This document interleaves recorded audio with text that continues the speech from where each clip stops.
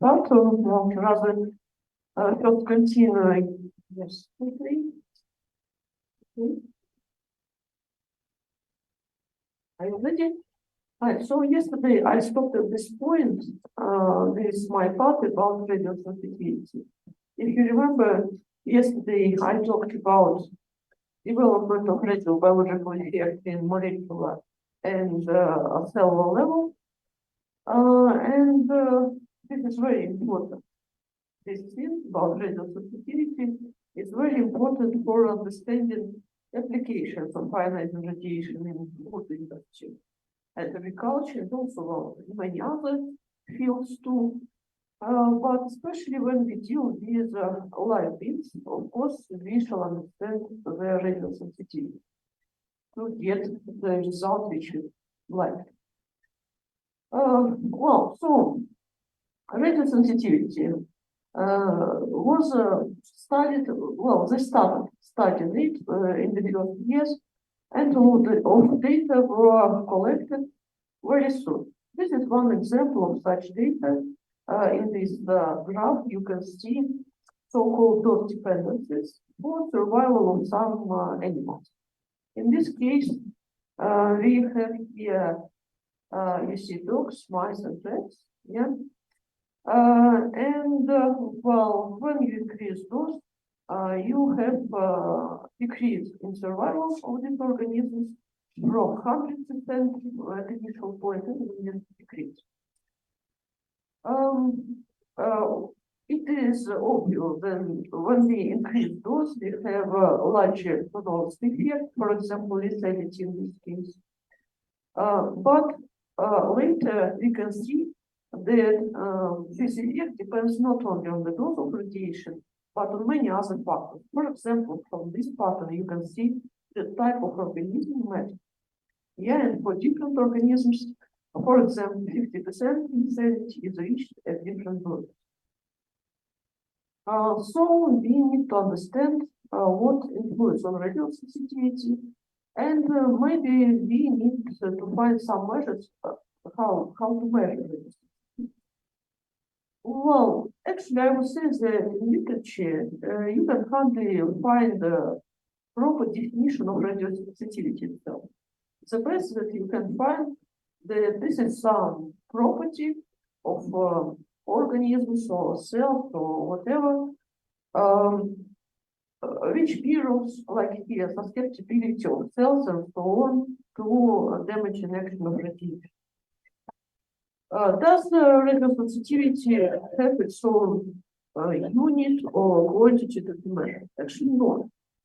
But to somehow use it, we introduce special things which are shown in here, and we use different types of doses. Most popular is LD50, which stands for semi-lethal dose, or dose producing or resulting in 50% mortality. But maybe you are interested in other level of effect, like 100% mortality or 37% E-value exponential dependence.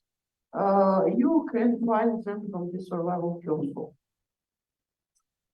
In case you are interested not in survival, but in some another characteristic, for example, you can be interested in production rates of some crops, or maybe in the height of organisms, or maybe in the number of offspring and so on. You can do something like this, but just in this case, these characteristic doses would be called not semi-lethal, but for example, semi-effective dose, ED50. So, how much does radio sensitivity change? From our side, from our experience, we know now that there is very large range of variability of this index. In this slide, this is just characteristic of LD50 for some species, and you see increasing LD50,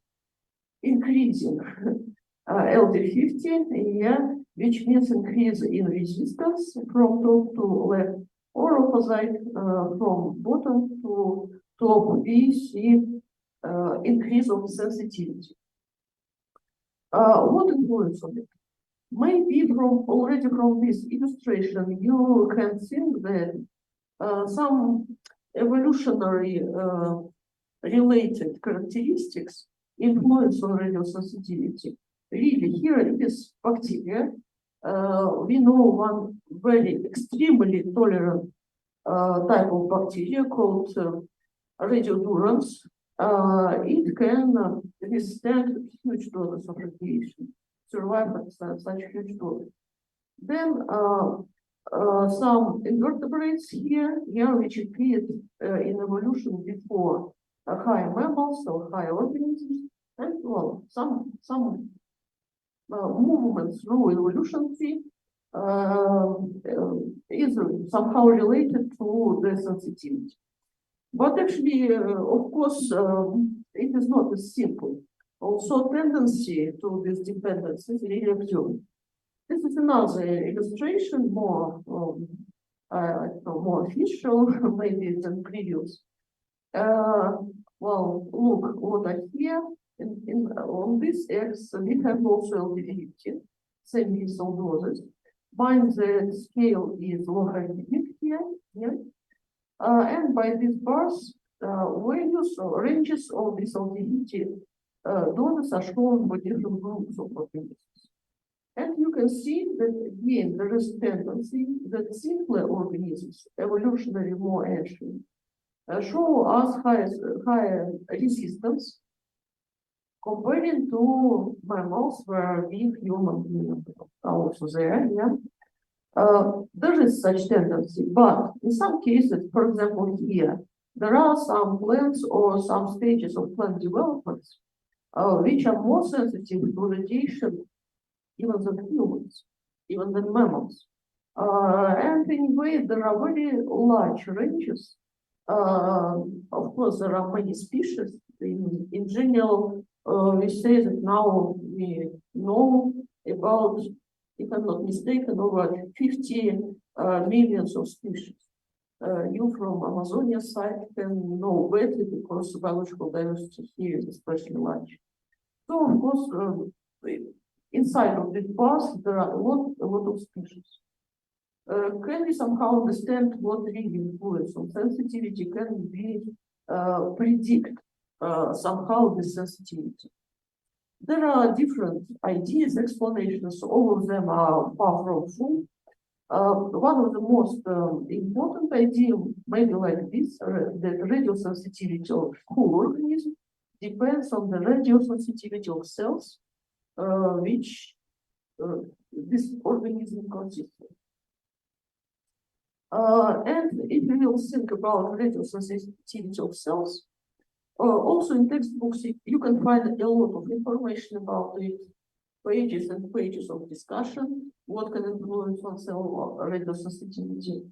But I like this explanation. All influencing factors could be divided in two large groups. The first one is structural factors, and from example shown here, you can get what are they about. This is some characteristic of cells which are genuine for this type of organism, which can be changed.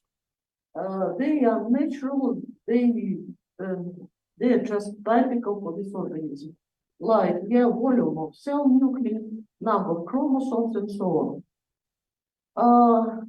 The second group are called functional factors. Also, some examples are given here. And I hope you can guess also from these examples that functional factors are those factors which could change themselves, or we can change them because of our will. Like stage of cell cycle, the first example, a cell goes around its cell cycle, and the sensitivity to ionizing radiation is different in different phases of the cell cycle. And so on, other examples also here. Do you know this sign? Like yin and yang in Japanese philosophy, that there are some structure which is firm, And there are some, I don't know, flesh, which is around, which is very dynamic and movable.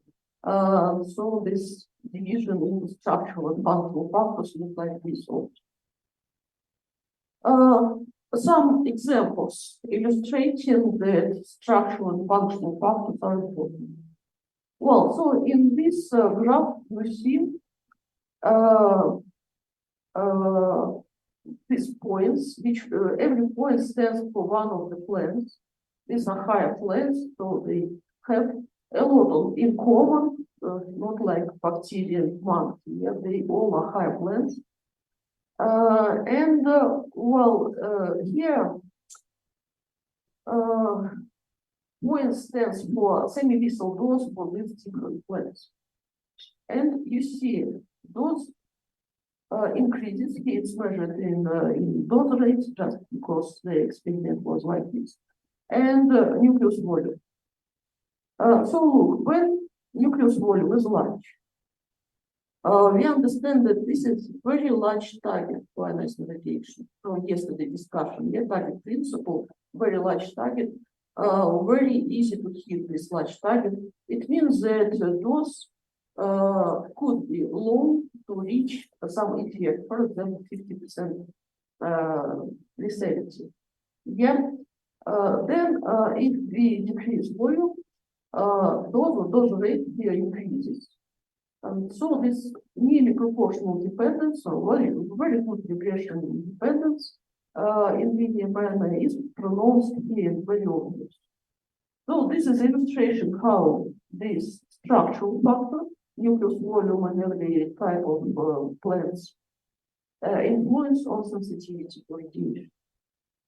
But this is more or less homogeneous group of organisms, only higher plants. Yeah, targets theory. The more the target, the higher the sensitivity because it's easy to do. Another experiment, a series of experiments. Actually, I showed you results from studies of Arnold Sparrow, his American scientist, and conducted he and his colleagues under his supervision conducted huge number of experiments about radiosensitivity of organisms, specifically plants. These are also their results, but here not only higher plants, but different organisms are shown. Maybe not very good in the screen, but I think understandable nevertheless. So look at X. Here is DNA content in cell. This is also structural factor, of course, characteristic for every type of cell. And this is radio resistance. In general, again, every point stands for different organisms. Here, not very well seen with our projector, but there are more points here. With increase of DNA, again, we have a larger target, and radio resistance is low for these organisms with large amount of DNA. But we can approximate in principle all of them by linear dependence, but this approximation is already not as good as for organisms of the same type. But if we divide them into different clusters, what are clusters here? This group, they are viruses, the simplest organisms, and not resistant actually. Here, these invisible points, here are unicellular organisms of prokaryotic type. You know, prokaryotes and eukaryotes, which have nucleus inside of cell, or which don't have them and DNA just inside of a cell without any nuclear wall. So these are prokaryotes, and these are eukaryotes, also unicellular organisms. These are but eukaryotes. And these last are eukaryotes, multicellular organisms. Where, sorry, for some Russian here, this point approximately here stands for Drosophila, fruit fly. This is mouse, and human is here approximately. So when we divide them into these clusters, linear dependencies are better. So conclusion is, yeah, target theory matters, of course, it is important, but there are also other factors, for example, construction of genetic material. Yeah, eukaryotic, prokaryotic, unicellular, multicellular. These are also important for radiosensitivity. In this slide, I provided some illustration to show how functional factors influence. Functional now. And one of the simplest examples is efficiency of repair system. Of course, if we have good repair system in our cells, then resistance to radiation will be higher. And this authors from this article, just one article, there are a lot of them. They took yeast, this upper line stands for wild type of these cells, unicellular organisms, with normal repair. Other curves are given for some mutant lines, mutant strains of the same yeast. There are different types of mistakes in the repair system in these mutant lines. And think about radiosensitivity. Yeah, let's try to cross this figure with, well, for example, 10% variability. This effect, 10%, is reached by this dose of about 100 gray for these deficient lines, but for this wild type, yeah, if you prolong there, then effective dose will be, I don't know, maybe 1,000 or more gray. Which shows us that good repair provides resistance to radiation, obviously, yeah, expected result. And other functional factors could be also considered, but I think that it's obvious. As I mentioned yesterday, different metabolic activities could influence on radiosensitivity. Even such simple things as physical exercises, but short influence, but expressed instantly. In total, talking about cells, yeah, we can think about, as I said, structural factors, and target theory here is one of the most important explanations for dependence of radiosensitivity on some factors, and some examples of functional factors, among which is the cell cycle, and this very important conclusion from our knowledge that at mitosis and proliferation, cells are especially radiosensitive. Yesterday we also discussed it, and some student asked a question about tumor cells, if you remember. And good example, tumor cells show very high proliferating activity. They divide very intensively, and their sensitivity to radiation is very high compared to analogous healthy cells. But there are also third player on this stage. Radiosensitivity can be modified by some, I don't know, maybe environmental factors, or maybe we'd like to modify it specifically. In this lecture, I will not talk in details about radiosensitivity modification, but one slide, just to show the idea of they could be very different. Some examples are here. Yeah. Hoy día viene Analytical factors can include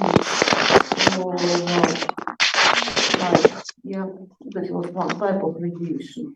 The same dose absorbed dose can be delivered through different types of radiation, and biological consequences will be absolutely different. Let's say dense ionizing particles like alpha particles. Yesterday we talked a lot about different types of radiation. Alpha particles as heavy particles will produce a lot of biological damage. but photons with the same absorbed energy will give lower consequences. So this is kind of modification. Other factors are also mentioned here. Chemical modifications are maybe most important in our applications, especially in medicine.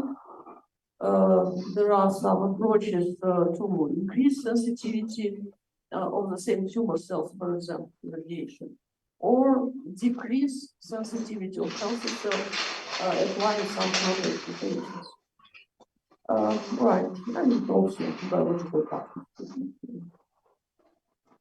A few additional words about other important factors. Oh, sorry, something wrong with my animation, but okay.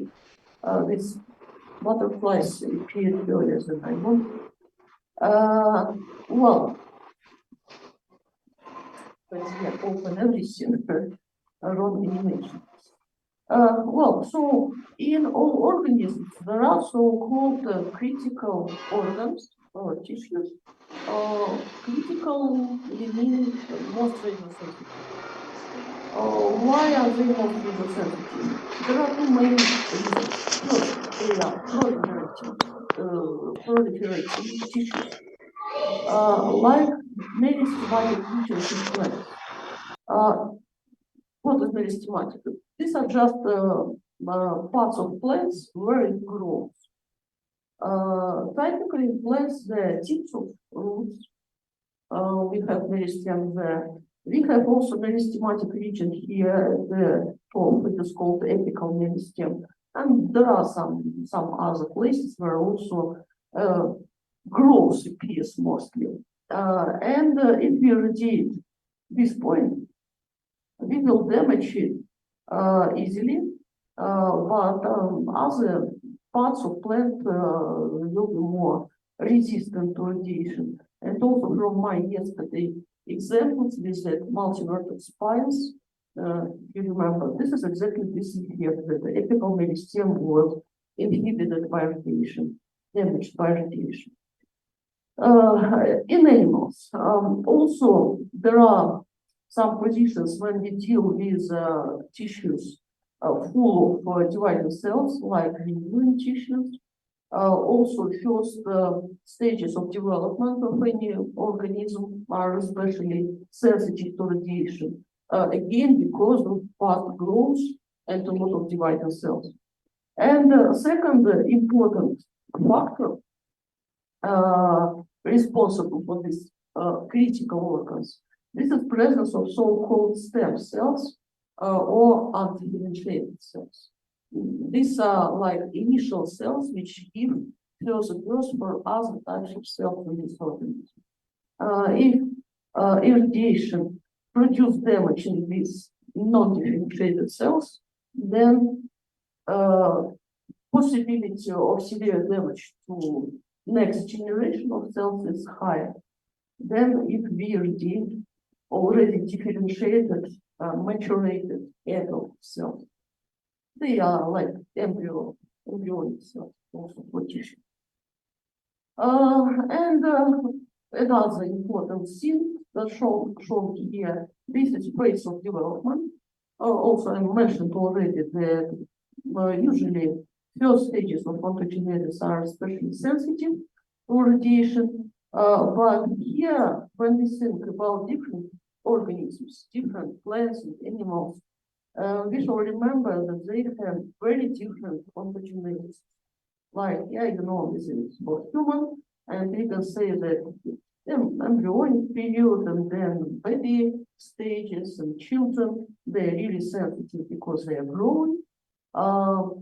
Elderly people are sensitive because they have already not so active prepared systems and immune systems.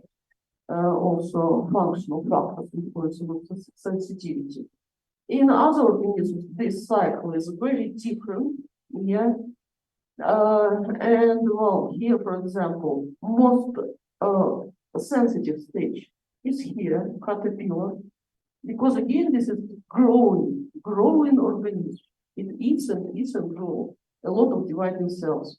Here, at the stage of pupa, It is sleeping, dormant stage, no growth, no divisions, and this is very tolerant, very resistant. Adult organisms are usually more resistant also than young organisms. And illustration for plants is same, we have different stages. When plant is in the form of a seed, this is dormant stage, no active metabolic processes. This is typically about 10 times more resistant than green plant. And often plant with first stages are especially sensitive for the same reason. So, if you try to apply ionizing radiation for some agricultural purposes, you deal, of course, with plants or animals, you have to know a lot about biology of these organisms to understand when they are sensitive. So, this is the end of my yesterday lecture. This is well, short content of yesterday lecture.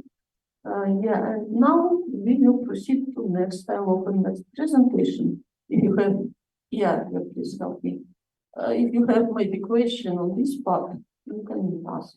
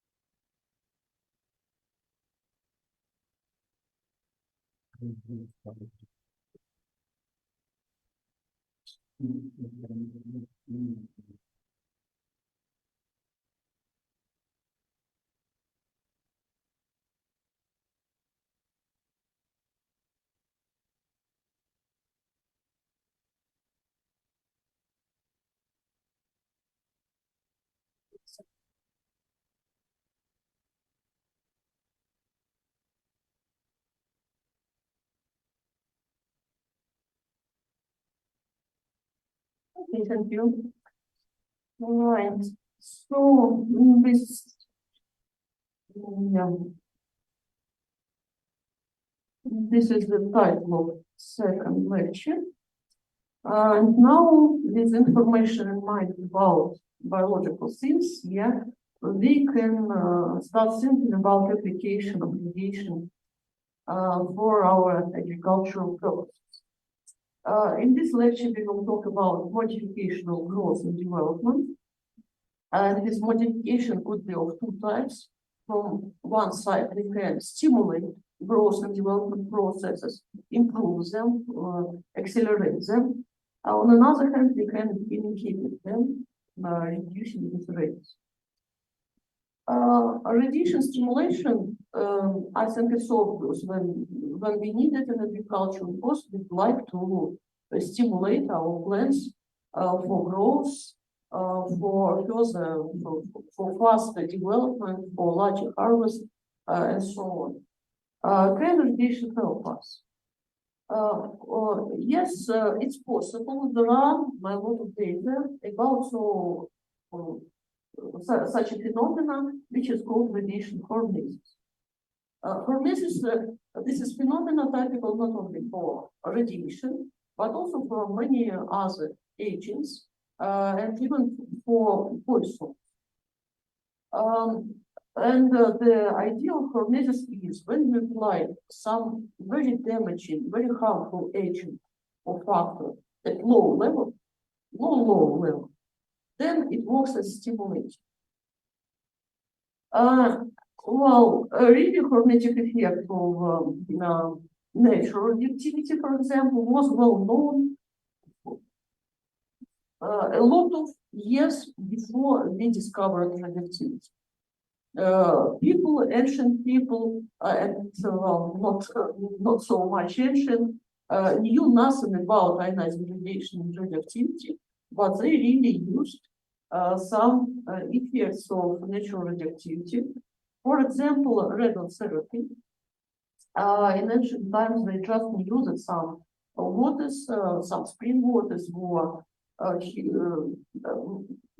very useful for health, and use these waters without any knowledge that they enriched with radon. Now this is called the radon therapy and is used in many countries. Well, this is also effect of stimulating influence of ionizing radiation in wild nature.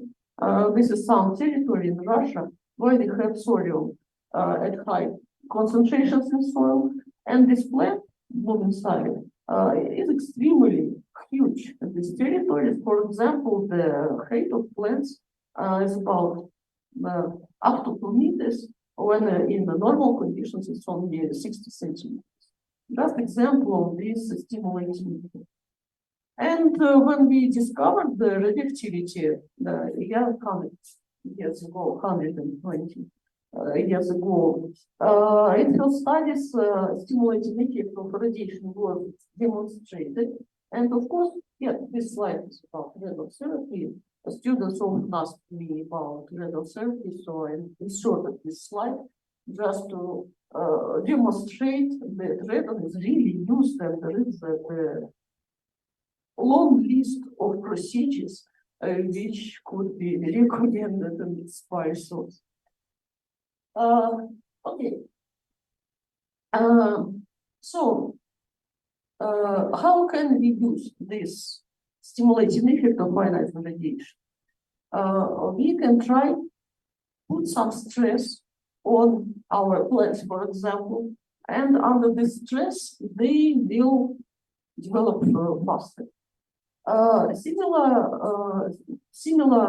effects, similar treatments are used also from ancient times because people use different technologies to stimulate this agricultural process. This is example of one of such factors, just treatment of seeds before sowing with a temperature shock. Yeah, no radiation, just high temperature.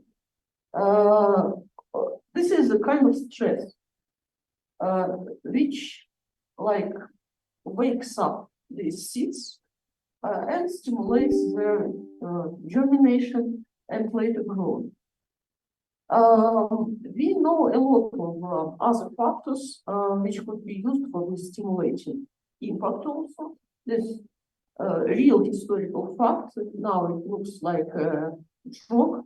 Pliny the Elder is a known scientist from ancient Rome and the father of agriculture and botanics. So he recommended impregnate seeds with wire to stimulate the development, also like poisoning agent. Today, there are a lot of techniques for this purpose, for pre-sowing treatment of seeds mostly. They could be divided into large groups, like chemical treatments and using of some physical impacts. Maybe you're familiar with some chemical treatments. And you see how it looks like, yeah. Of course, these chemicals, they are not friendly for any organism here. As they are used as stressful factors, they are poisons. It's okay if you just stimulated seeds and use them for sowing, but unfortunately, and this is actually why they use color, yeah, red in this case, to show that seeds were treated specifically. But unfortunately, in history, there were examples when these treated seeds were used for baking, and there were massive poisoning of people with lethal consequences. So, of course, chemicals are dangerous, chemicals of this type, both production of them and application of them. Among physical factors, there are also a lot of possible things. Some are used, I demonstrated temperature shock, by the way, not only heating, but freezing. is often used. Then other different types of radiation, electromagnetic ranges, UV, microwave, even laser and plasma treatment are used. Now, this example here, for example, it is about plasma treatment, but they treated not seeds, water. Yeah, plasma activated water used for watering these plants. These are control plants, these are specifically treated, so we can see some stimulating, just as an example. And ionizing radiation is here. So you see a set of possible techniques. All of them have some pluses and minuses. And radiation treatment is among them. What can we get using ionizing radiation from this pre-solar sheet? We can get improvement in many indexes, like increasing germination. This is the first term, because we stimulate them, push them with seeds for germination. And when they do it, especially at first stages of development, they show higher rates of growth and development. And very often it is important to have this benefit at early stages of development. They win the game then with natural factors of leakage of precipitation or high temperatures and so on, when they already not so young. Then this stress can increase tolerance to other harmful factors of the environment. Just this is like a training for these organisms to withstand negative impacts. They can be more resistant to other harmful factors. Yeah, reducing morbidity is also among the consequences, and simultaneously we can kill pests if this planting material is contaminated by pests. What type of planting material could increase? You see different types. It's possible to apply for different at different stages of development and for different types of planting material. Of course, most of all, seeds are used this way just because this is more convenient and because most of our agricultural produce are crops or vegetables for which also we use seeds. And just this is very convenient to work with seeds. But other types of planting material are also possible, roots of different types, bulbs and even cuttings. Yeah, especially selected doses of ionizing radiation improve their adaptation to growing conditions and stimulate. As a result, we can have increased yield and faster development of these plants can lead to early harvesting. Actually, most benefits are produced at earlier stages of development: germination, survival at early stage, and growth intensity at early stage. Sometimes nutritive quality of these plants change. I will show in the next slide about nutritive quality. This slide shows you how much of yield increase we can get. This is just example. These values, they are very different for different cultivars, for different species grown in different climatic conditions. So this orange part here, this is additional increase, additional harvest induced by pre-solar creation. You can think sometimes that like 10%, 7%, it is not much, not serious. Yeah, but if you think in scales of the country or in scales of humankind, then 10% increase in harvest will be very good and will help us a lot with hunger problem. Okay. Yeah, this slide about nutritive quality. Sometimes our stressful impact can stimulate some specific biochemical processes in these different organisms. And sometimes exactly these biochemical processes are good for us. For example, in carrot, yeah, we can get stimulation of keratin production, and so on. Yeah, sugar in some sweet fruits or starch in potato, and so on. Sometimes in some plants, we can have loss of quality, and of course, if this loss is essential, then this treatment is not recommended. So everything looks very good, very promising, yes, but in reality, stimulating effect and this pre-soil irradiation is rarely used, or rather not used on commercial scale. Because at implementation of this technology, they met a lot of problems. You see, those mechanisms are not clear enough. Only some general ideas are clear that we have this stimulation process, but it is difficult to predict how much, how large result can we get. Then it was found that this stimulating effect is not very stable. What does it mean? 1 year you have very good effect, another year you don't have stimulating effect. Because it is very much dependent on many features, especially climatic factors and environmental factors. And you know, all years are different from each other.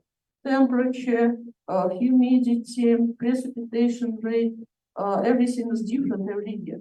And these factors, they are the functional factors influencing on radio sensitivity of organisms. So actually, and you, when you treat seeds before sowing, you don't know what is forecast for weather this year. You could maybe regulate dose of radiation, knowing how much of water will be around of the seed, but you don't know at the moment of radiation. And it influences essentially on sensitivity of plants and on consequences. Then, in some cases, we have established protocols, but you can just take this protocol, this regime of radiation, and apply. For example, you can get Russian experience of potato pre-sowing radiation and apply it here in Bolivia, because you have another cultivars of potato, another soils, another conditions. The only way is to conduct a lot of experimental studies to find your own regime of radiation. Well, this is also important. This is about time factor. You irradiate today your seeds, and in your protocol it would be said that the best is to sow them in short day after irradiation. But now think, where is your irradiation facility? If it is close to you, you can keep this protocol. But imagine you come to this irradiation facility and there is a huge queue for several days, and you can do it. Yeah, or you irrigated already, you go home, and your car is broken, it takes more than 3 days to reach your field. So this logistics is also a problem. Of course, national system of regulation is important. And well, in practice, we meet some problems with it, especially in the countries who has low experience and low level of implementation of these technologies. And the last one, there you see, obviously, this is a factor which influences a lot. Well, in this slide, I tried to summarize most important factors which influence on radio sensitivity in case of pre-sowing irradiation. So first of all, it is just radio sensitivity and all factors which can modify when it is irradiated with dormant seed or tubers or green plants, at which conditions irradiation is provided. Then there are differences in sensitivity, even among different cultivars of the same species. Loss of effect this time because the PI system doesn't sleep. Yeah, it immediately starts its work, and this time all your stress will disappear. And yeah, climatic factors and the soil conditions and so on. Well, now, as far as I know, you have already irradiation facility in Bolivia, and I think it is quite interesting to start studies of this type just for curiosity or just for knowledge, maybe. Typically, studies of this type are organized in several stages, and different biological indicators could be studied. The simplest stage is just study of morphological indexes, like you expose your seeds and then observe germination and rates of development, measuring these things.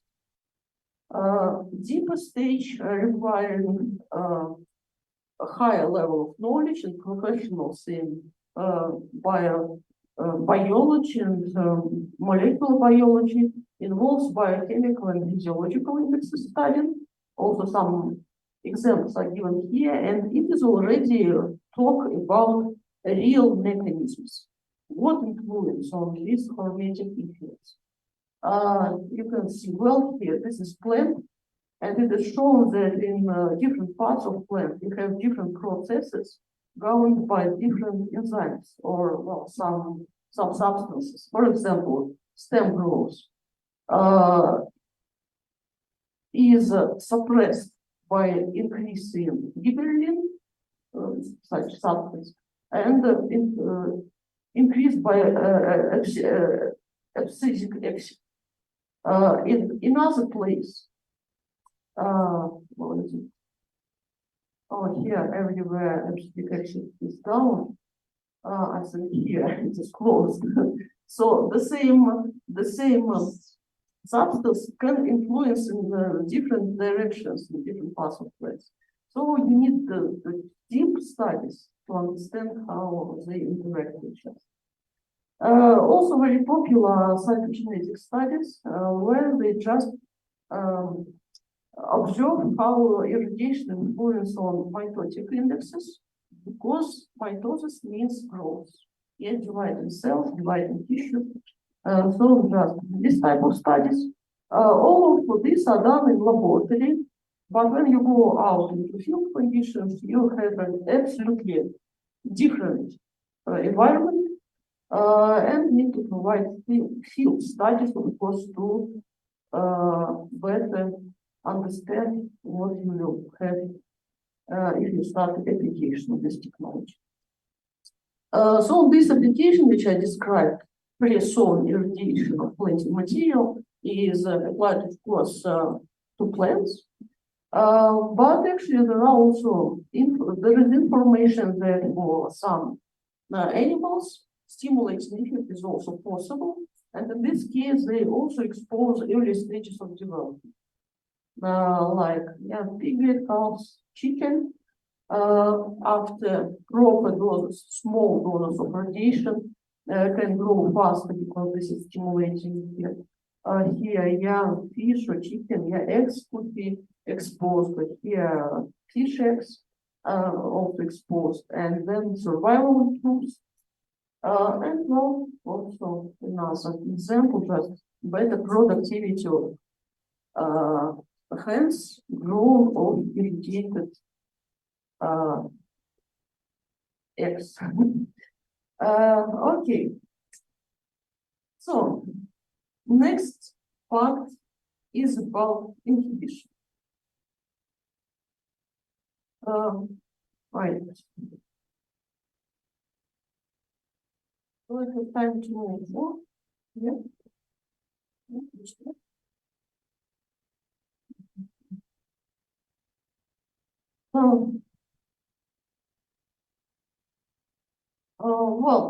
So, why do we need inhibition? Stimulation is clear. Yeah, we improve harvest with stimulation.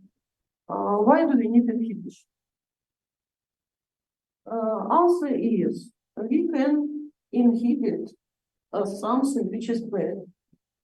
And we are interested to prolong shelf life of products. Because of this problem of hunger in the world, there are a lot of lots talks about hunger problem and food security in the world. We try to introduce new species and so on. Some activities are done, but what is especially a pity that actually we today produce a lot of food, which in total is enough to feed all our humanity now. But because of losses, 30% of losses, huge, think in global scale, yeah, we have this problem. So we could work on decreasing of losses of food. Main causes of losses. Just short shelf life of many products, which prevents us from delivering these products to customers.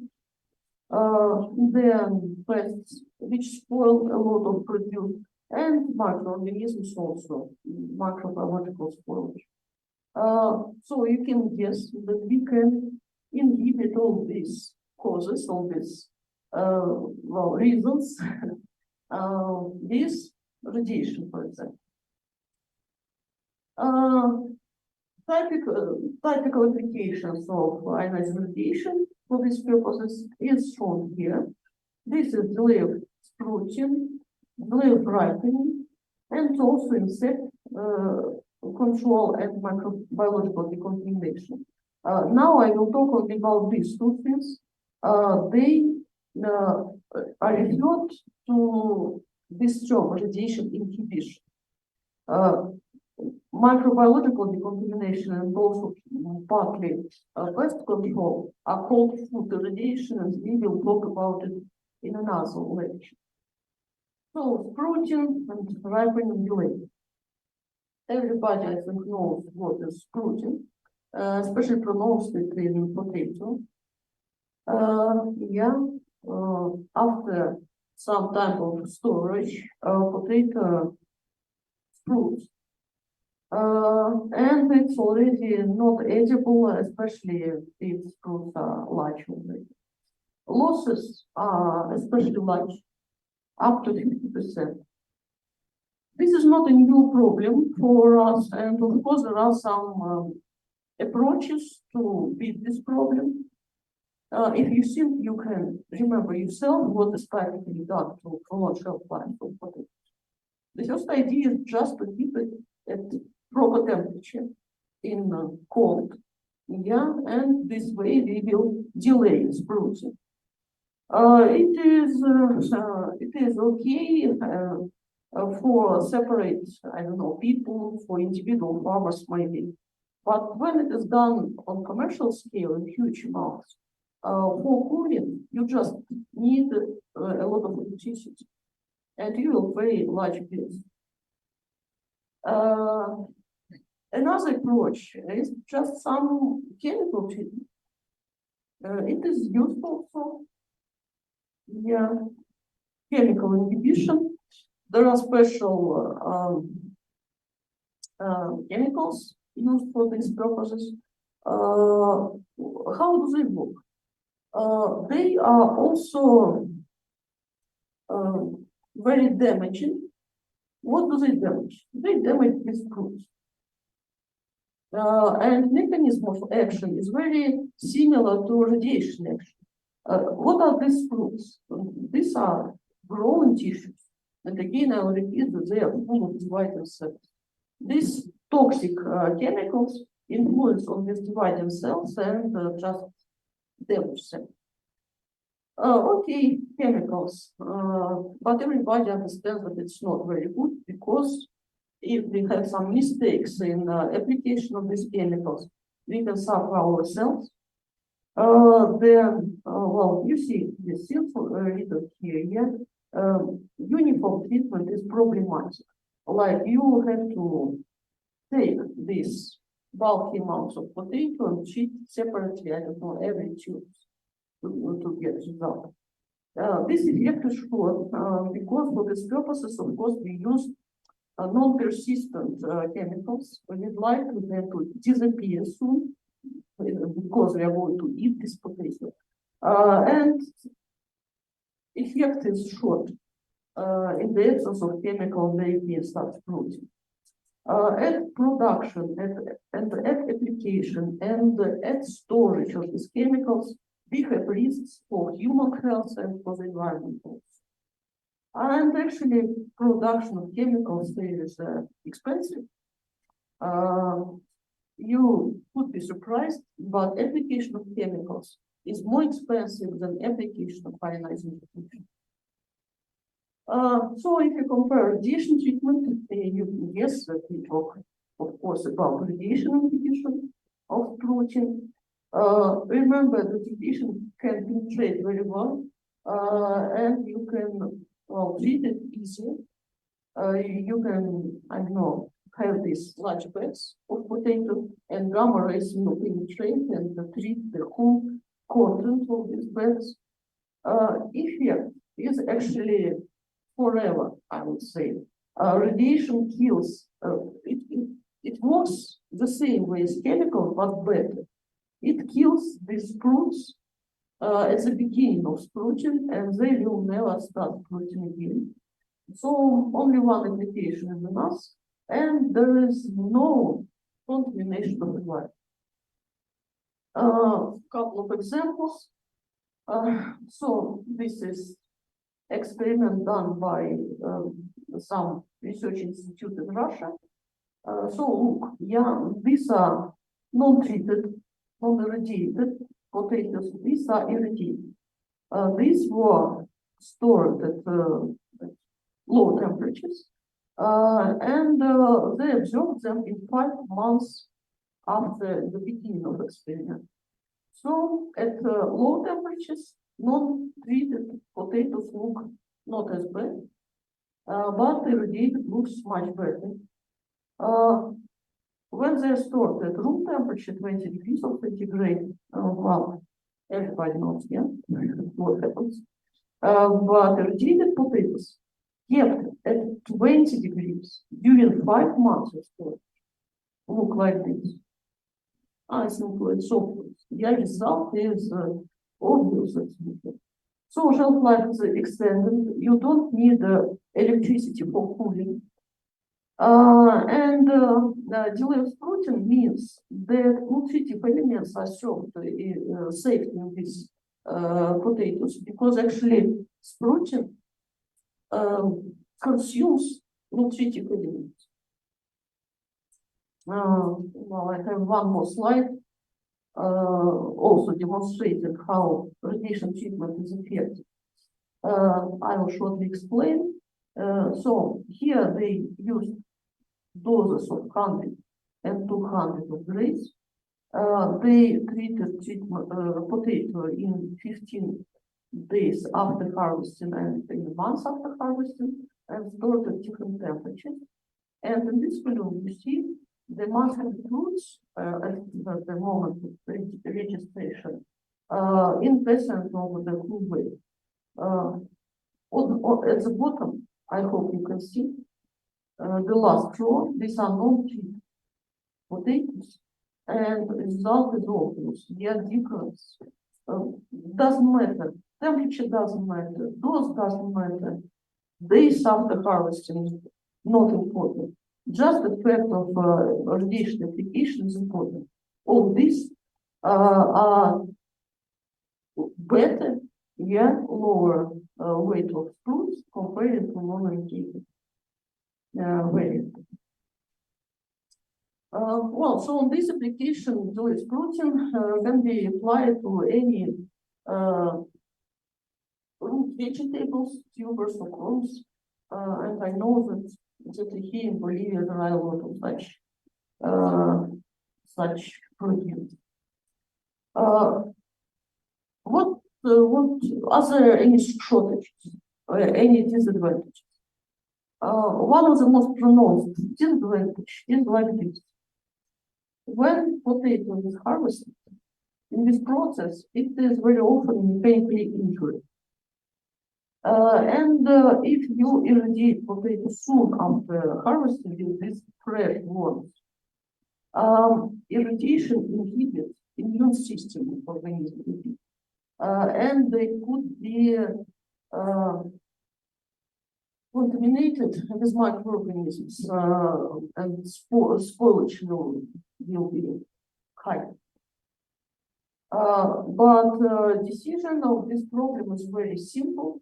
You mustn't irradiate potato immediately after harvesting. You have to give time to this potato to cure these worms. It takes a couple of weeks, or well, maybe more, and just apply irrigation treatment in 2-3 months after harvesting, and it will be very good. Well, one more group of cultural plants where you can also apply ionizing radiation very effectively to inhibit sprouting are different bulbs. Also, you know this effect, yeah, sprouting like this. But for bulbs, chemicals don't work. Because growing point is located inside of the bulb, and this covering tissues protect the growing point from chemicals.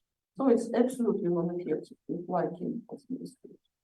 Radiation has no competitors in this way, because radiation can penetrate easily through these bulbs and inhibit this growing point. So this is very, very good application, very recommended. Also can work for many types of plants. Here also I provided some example. This experiment was done with onions also. This is name of variety. So look, they applied doses of 70 and 150 grains. In this first group, they irrigated onions in 20 days after harvesting.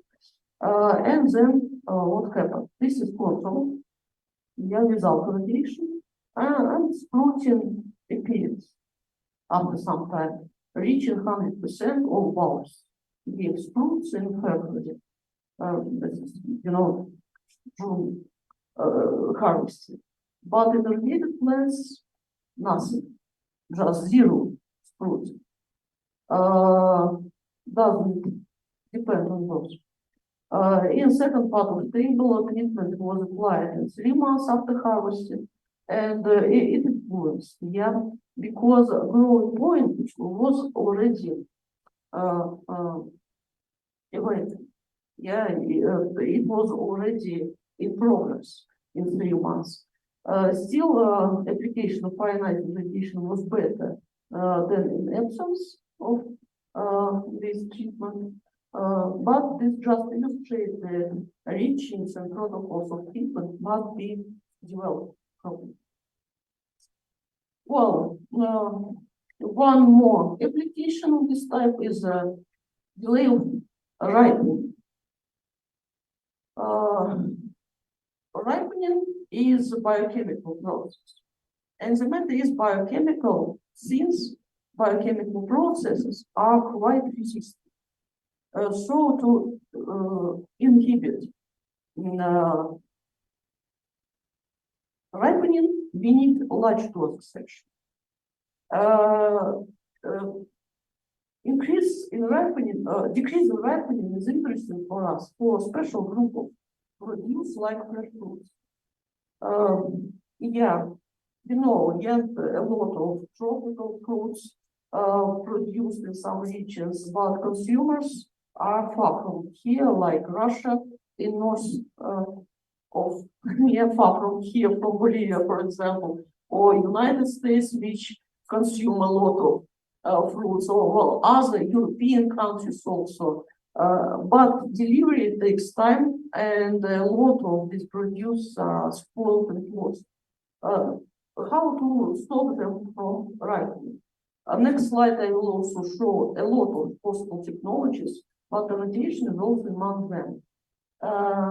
As I said, in this case, we need high doses, and some of these products are not resistant to these high doses just because they are very fragile, very fragile.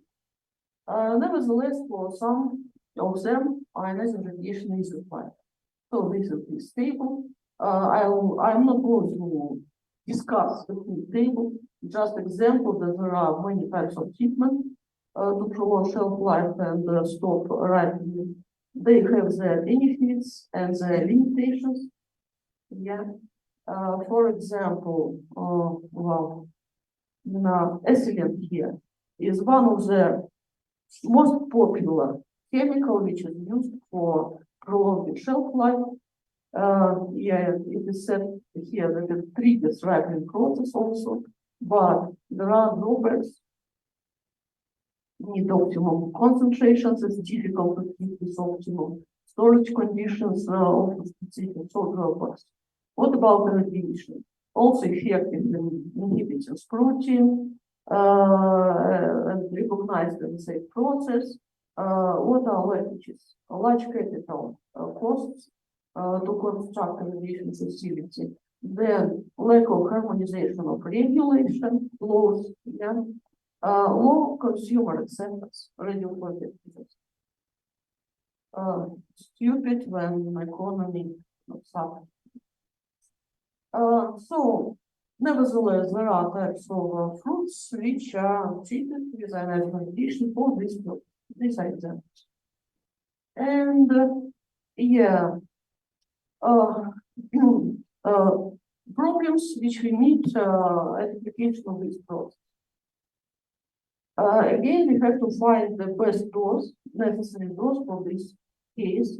And again, this is talk about sensitivity of our irradiated fruits.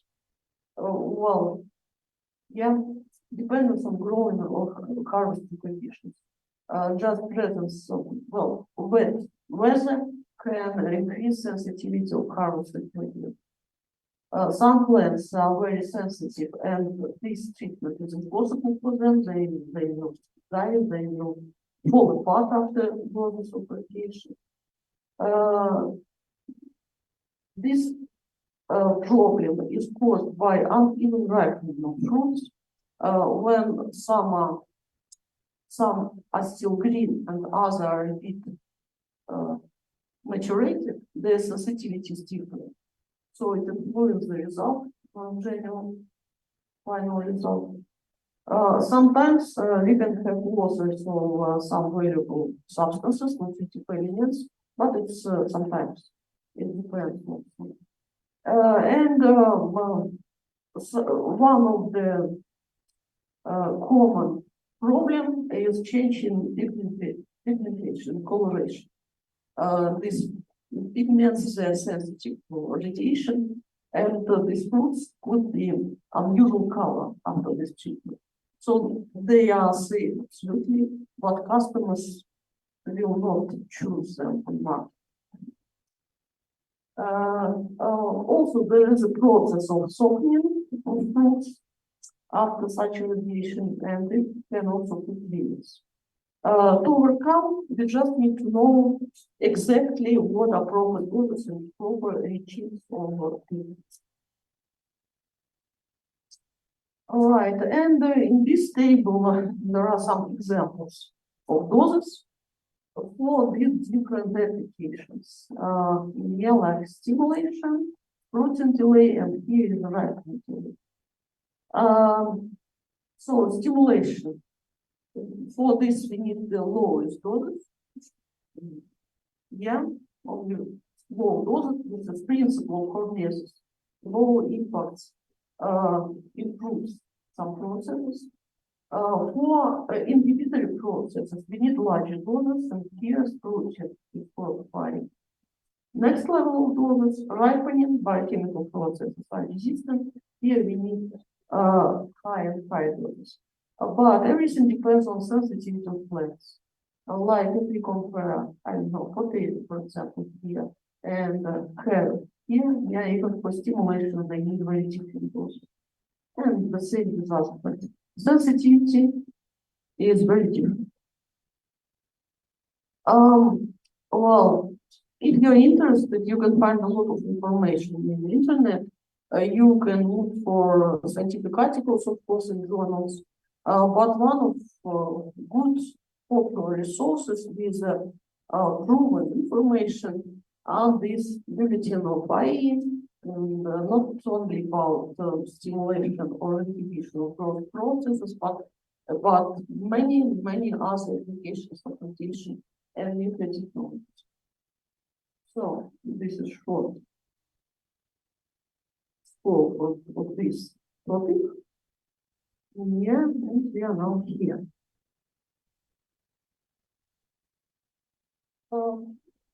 Well, which period, да?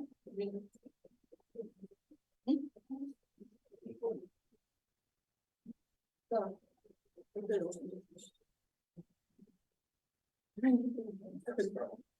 Мне казалось, что до 4. Oh, I can stop now. Next topic I will just start tomorrow.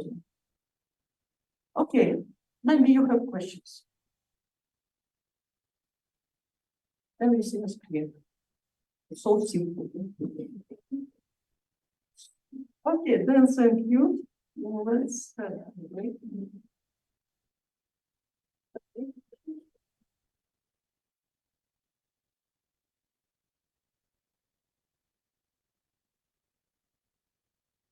Entonces estamos entrando al segundo break. Volvemos en 10-15 minutos. Break. We'll continue in 20 minutes.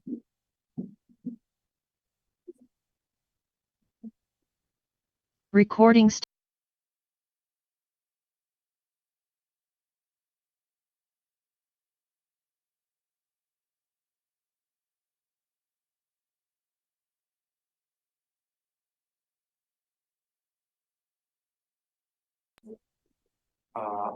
particles with matter. And firstly, I would like to remind you, remember the matrix that we divide all particles into two categories: charged particles and uncharged particles. Charged particles are electrons, light particles, and heavy particles like protons and ions. Also, we touched uncharged particle and talked about interaction of gamma rays with matter. Remember, three processes: photo effect, Compton scattering, and reduction. Now we have to talk about the last particles, neutral particles, which are called neutrons. And as you remember from the last lecture, all these particles interact differently with matter due to its nature. And today, we're going to finish the interaction of different particles with matter and go to devices which detect this radiation, which are called radiation detectors.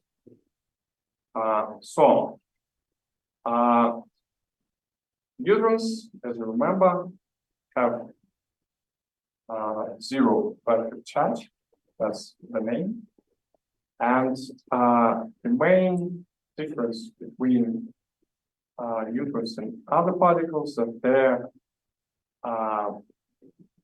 cross-section or the probability to interact with matter strongly depends on the energy of the neutron.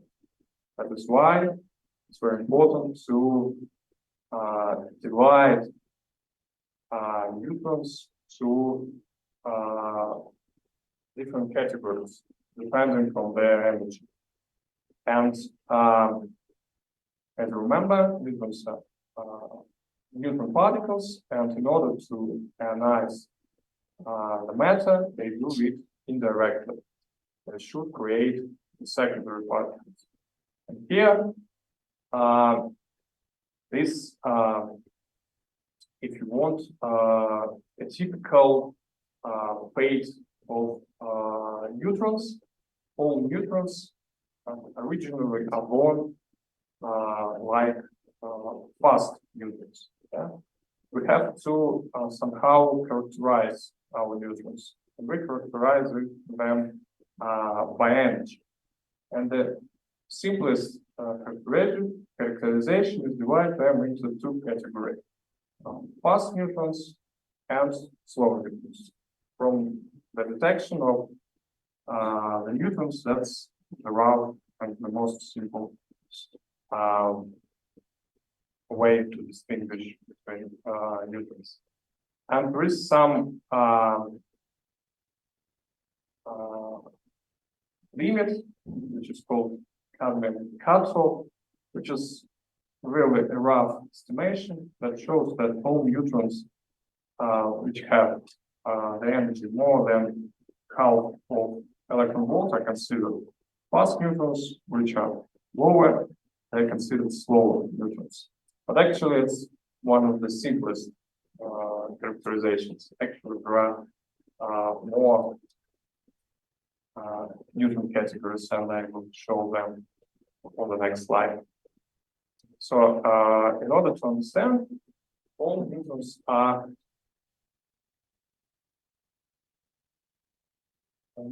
born fast. Here it's neutron. If it's fast, it has enough energy. For example, has 1 MeV of its kinetic energy, and then neutron starts interacting with matter surrounding it. And the first object that it is, it's a nucleus of the surrounding material. And neutron can scatter of this nucleus and start moving forward. Then finds the second nucleus, scatters, transfers some energy to the nucleus, one more time, and finally, it should be captured. The most probable way to be captured, then the neutron energy is at 25 MeV electron volts of energy. And these neutrons are called thermal neutrons, and they have very high probability of being captured. And in this case, neutron dissipates when it's captured. So usually there are two ways of neutron to take some power. It can be scattered or absorbed.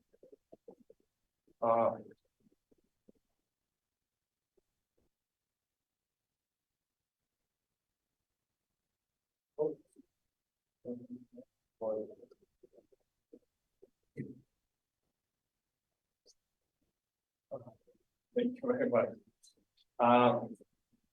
So now more precise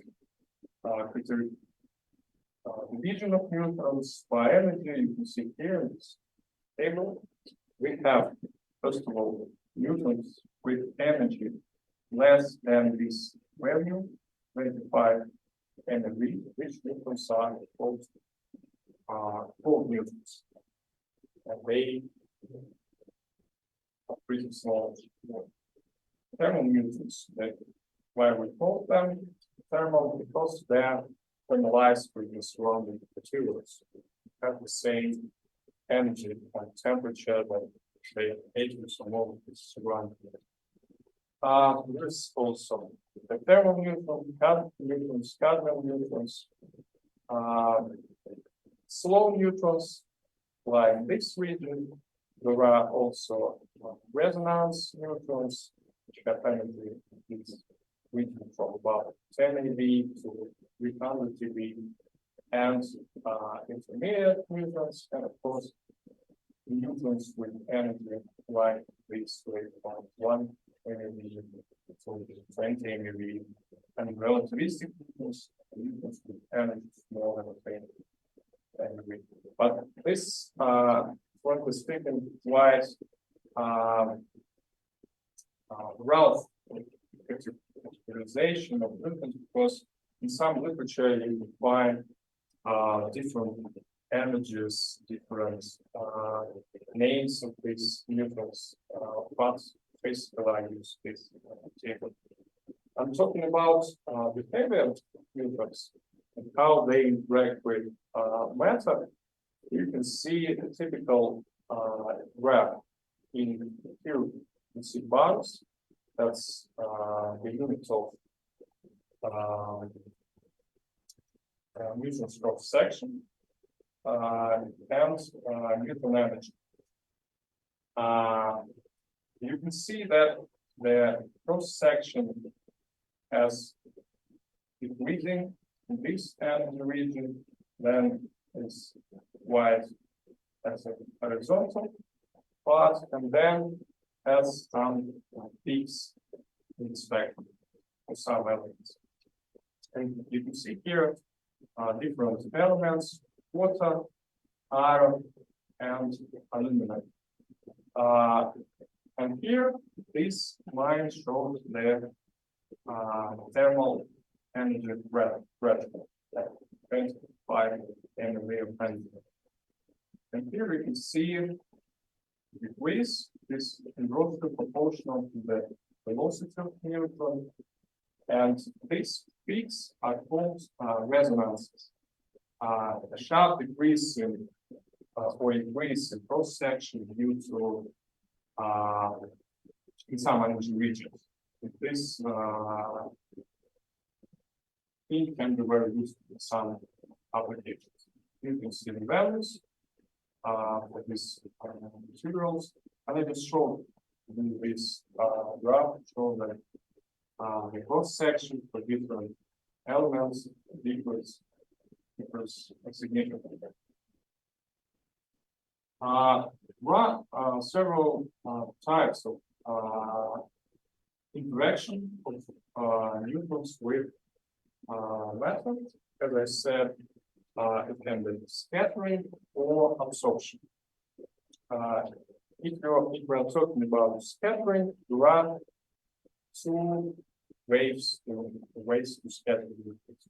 That's elastic scattering, like the billiard ball effect.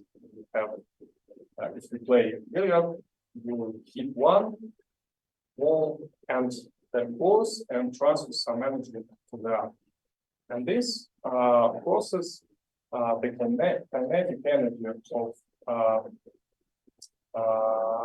of this interaction is resolved, and you can have that you receive 0.4 MeV at home.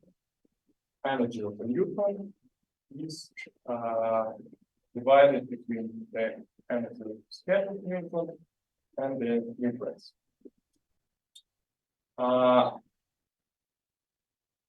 Why that's important? Because when we talk about elastic scattering, it's very important to slow neutrons.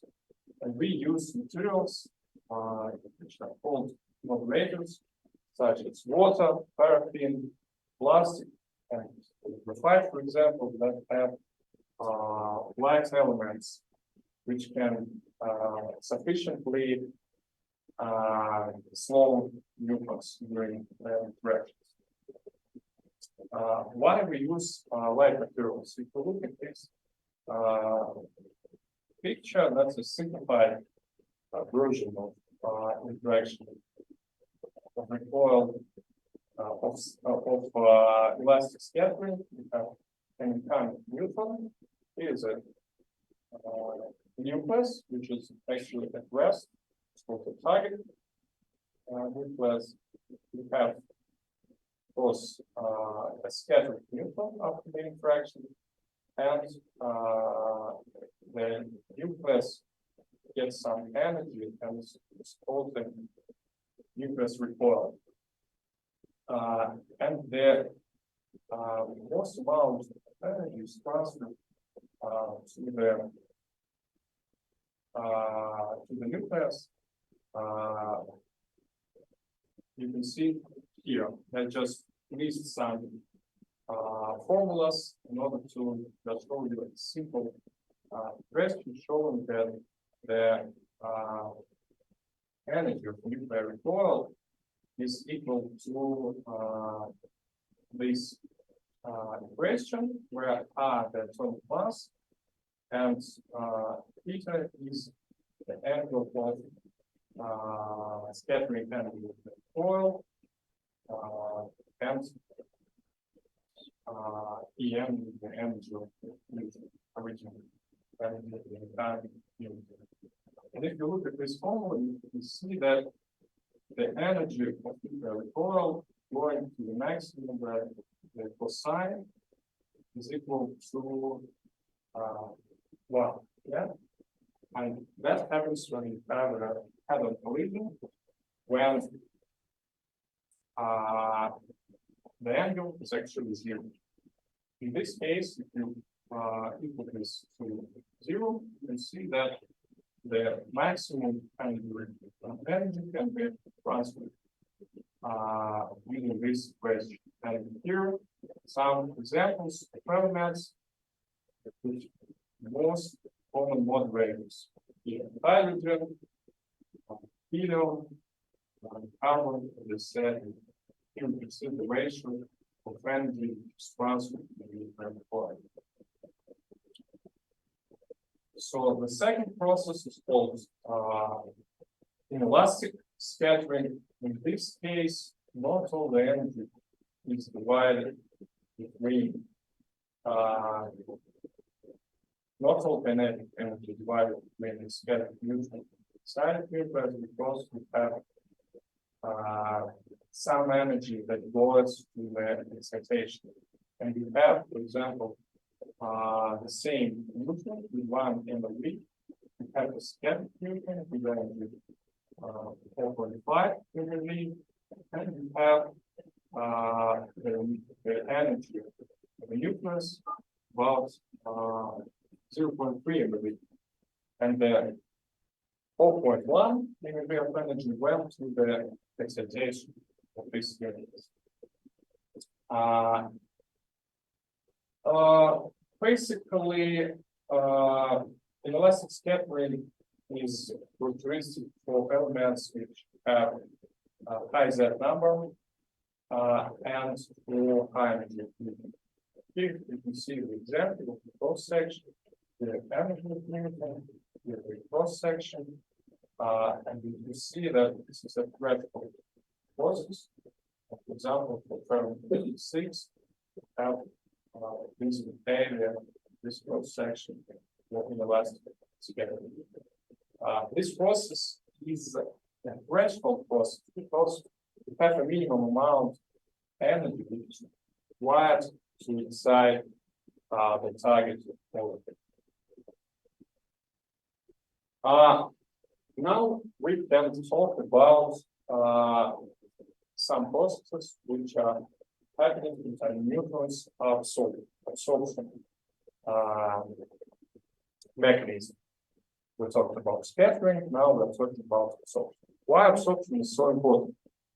Because in order to detect a neutron, we have to transfer its energy to other particle, specifically charged particle, which can ionize the matter. So remember, only charged particle can directly ionize the matter. And here's some examples of how neutrons are absorbed and give rise to new particles. specifically charged particles. Here you can see most common reactions which are used to detect neutrons. The first one is neutron interacts with helium-3, and you get a tritium and proton reaction. This here you can see the cross section. This is actually cross section for thermal neutrons. One more reaction, it's a Rashford reaction. You can see graphs showing how it cross section depends on the end of the particle. And the second type of reaction is then alphas appear. Alphas also charged particles and can directly ionize matter. That is why we use lithium-6 reactions and boron-10 reactions.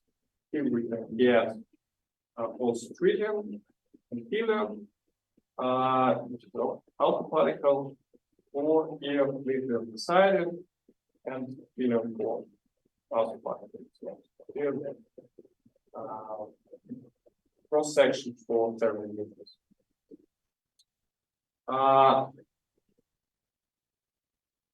So let's move further. Some more reactions where we can get other particles that can, for example, ionize, or just a reaction where neutrons are absorbed. Here is a reaction which is called neutron capture. In this reaction, as you can understand from the name of this process, neutron is captured by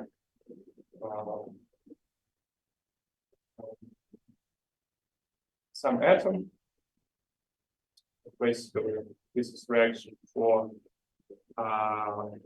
hydrogen. Yeah, we have why this reaction is very important, because its neutrons interact with water. Yeah, they give rise to these 2.10 MeV gamma rays. Cross section is pretty low, for example, compared to this reaction, where cadmium 113 is used, which is very important for and one of the most common elements used to capture the neutron, because the cross section is very high, even by Newton standards, 20,000. And if we talk about gadolinium, it's even more. One of the most frequently used neutron capture materials. One more example how we can make and how we make to make disappear our neutron. This is called very well-known reaction, which is called fission reaction, which is used in nuclear reactors. And in this process, neutron is captured, yes, and we have some heavy fragments like this, elements with masses here and here, and on average about from 2 to 4 newtons. These materials which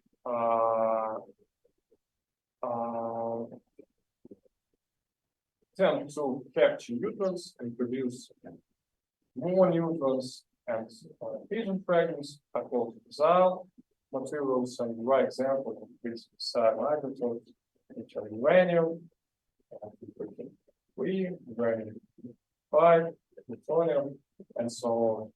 In this reaction, all kinetic energy, almost all kinetic energy is released in the form of fission fragments, about 160 MeV, and fission neutrons get 6 MeV, gammas 6 MeV, because we have excited, sometimes excited fission fragments, which give rise to gamma rays. Beta decays also, then excitation of the hidden fragments. And of course, about 10 in the view of energy goes to the neutrinos, which actually is taking energy from this reaction. Why we have so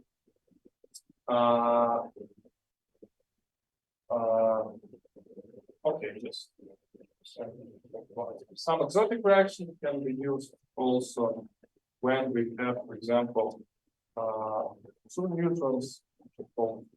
These two different reactions, but these are reactions quite exotic, not so many elements. They can produce two neutrons, and basically these reactions have a threshold of several MeV. I just get to show the scope of this reaction. And if we summarize all our possibilities of neutrons, yeah, we have neutron can scatter or get source. There are many ways of doing this. That's the same thing like for gamma rays.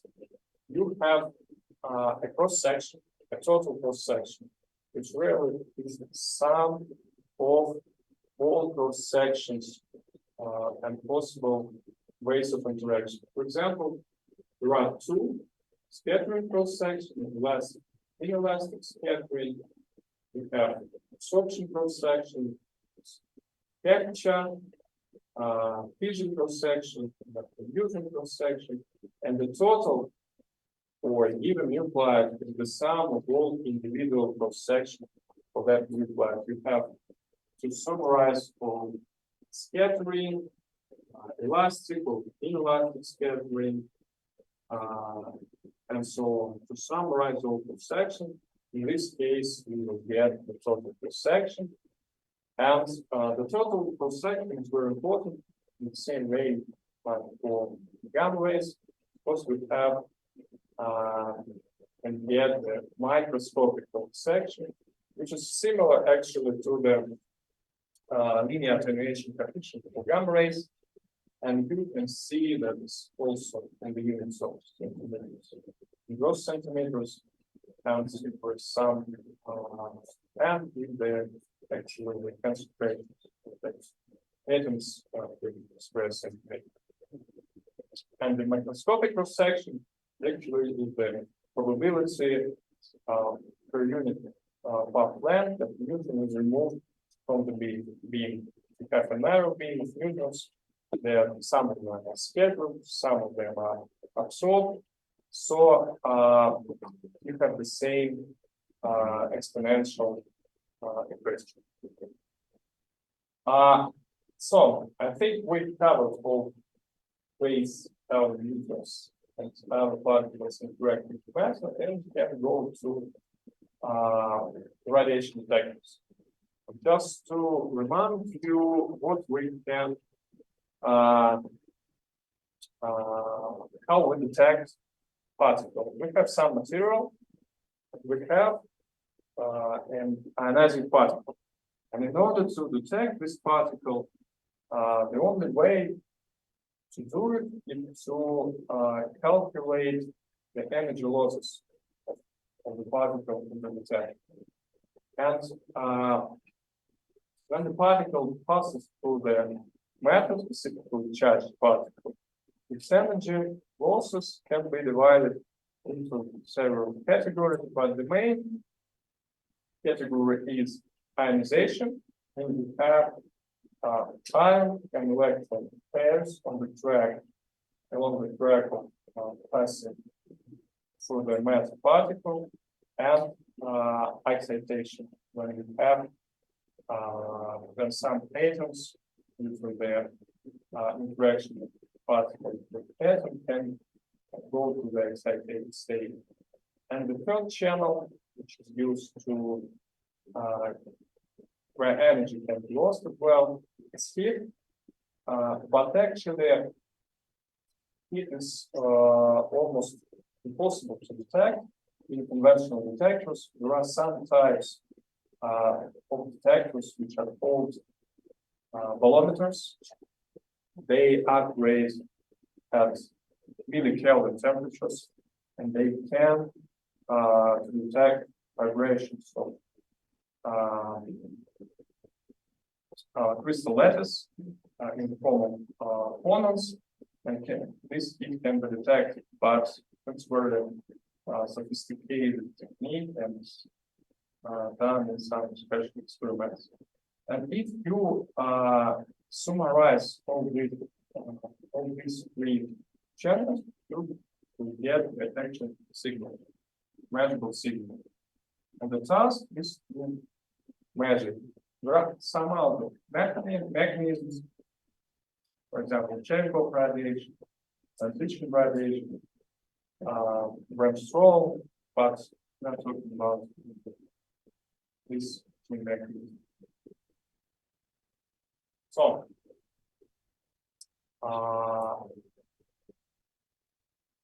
now we come to the devices which can detect radiation.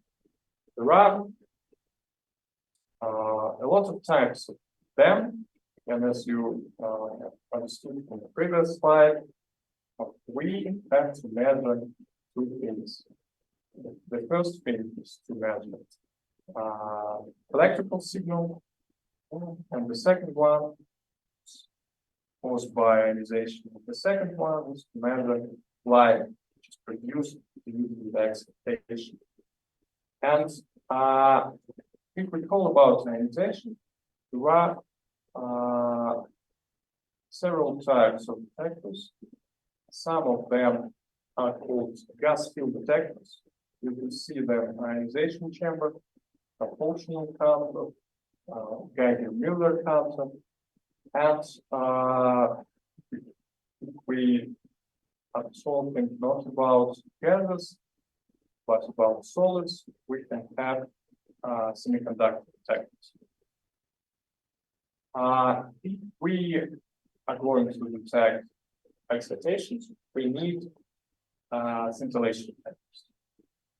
We can detect light produced during the interaction and then bodies with the matter. And we also can write one of the most simplest categorization of detectors. We can see and divide by the state of the matter, gas field detector, liquid detectors, and solid state detectors. Here's some examples of detectors look like. Use functional counter, use solid state semiconductor detector, high purity ion detector, which I use for gamma ray spectroscopy mostly, and scintillation detector have photomultiplier tube. This is a device that detects light and the scintillating material that can produce flashes of light and the particle passes through this material. And all these detectors are going to be the topic of my next lectures, today's and I think tomorrow's. So if we talk about detectors, we need to somehow characterize that what we expect from the device to have some basic characteristics of these detectors. And the first, one of the simplest characteristics, which is called efficiency. Efficiency, for example, you have a radioactive source, and you want to detect some, for example, gamma rays, which this source emits. You have a detector, for example, this one, you have a source. Of course, the source basically is an isotropic thing. All gamma rays are emitted in different in four pi angle in different directions, and you have some response to detect for this gamma rays. And the distance between the gamma ray and the detector is like here. And in reality, there are two types of efficiency. The absolute efficiency, which is number of detected events divided by the number of gamma rays emitted by the source. You can get the absolute efficiency, and of course, if we look, the major parts of all gamma rays will be emitted, and you will get only small fraction of gammas. And actually, force efficiency is always less than 100%, less than a unit. And the intrinsic efficiency, which is the number of pulses recorded, the number of events which are really detected, and the number of gamma rays which fall on the detector. And this also parameter that takes away this geometric factor and takes into account only number of events interact and the number of events which are recorded, because not events, not all gamma rays can be detected. The second parameter and the second characteristic, which is called time resolution, and it intersects with this parameter, which is called dead time. And the main thing of this, in simple words, that you have some events which are recorded, some gamma rays which interact with the detector, but not of them can be processed by your device due to different factors. And if you don't have good time resolution, you will miss a lot of useful signals. A special resolution is not so important parameter to talk about conventional detectors, for example, for gamma rays, because and other applications, because special resolution rarely matters in experiments with, for example, high energy physics or cosmic ray physics, where you have to reconstruct the point of interaction particle. So sometimes it's very important to understand what was the force and what particle lead to this particle, and you have to understand and know the point of interaction of all particles separately. Sometimes it's very important, but as I said, mostly in fundamental applications. And the next parameter, which is called energy resolution, and it's very important for gamma ray spectroscopy, and I like to give you more details about this parameter, this characteristic. I hope that many of you know what is the Gaussian distribution. Yeah, I hope so. Yeah, and this picture looks, for many of you who are familiar, this is a normal distribution, or let's say Gaussian distribution. In order to quantify the detector, because why this parameter is very important? Because sometimes we have a lot of isotopes, great number of isotopes, up to, for example, 10 isotopes. We have isotopes with a lot of gamma lines. You want to distinguish with these lines in order to characterize your isotope. Because all different isotopes have different lines, and in this sense, all isotopes are unique things. You can't have, for example, cobalt isotope, cobalt 6 isotopes with lines set 1.1 or 1.3 MeVs. Can be only cobalt 6 only this isotope. And in order to get this gamma line, you have to get an excellent energy resolution for detecting. Here you can look at this picture. It's just an example showing that you have a good energy resolution. This is this sharp peak and poor energy resolution. This more broader peak. And they actually two Gauss distributions, but with different sigma. And this sigma is very important when we have peaks which are close to each other. Example, 1.1, 1.2 peaks. In some cases, if you have a poor energy resolution, it will be almost impossible to distinguish between these two peaks and to characterize the isotope.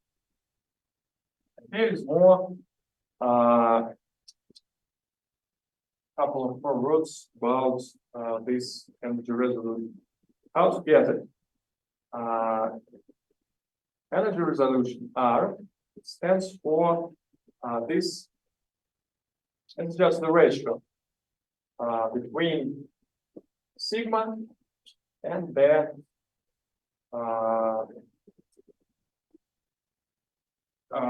H0, which is actually the average in this Gauss distribution. That's sigma. But in physics, so detectors, it's important just the rule to use not sigma, but the parameter which is called width at half maximum. Which is actually, if you look at this energy distribution, Gaussian distribution, you have the maximum, this point, yeah, and you have half maximum, which is like this somewhere here.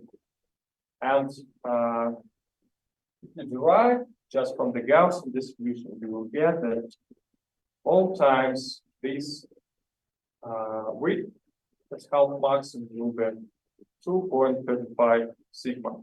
And actually, the energy resolution with half maximum sigma divided by the average of this bracket.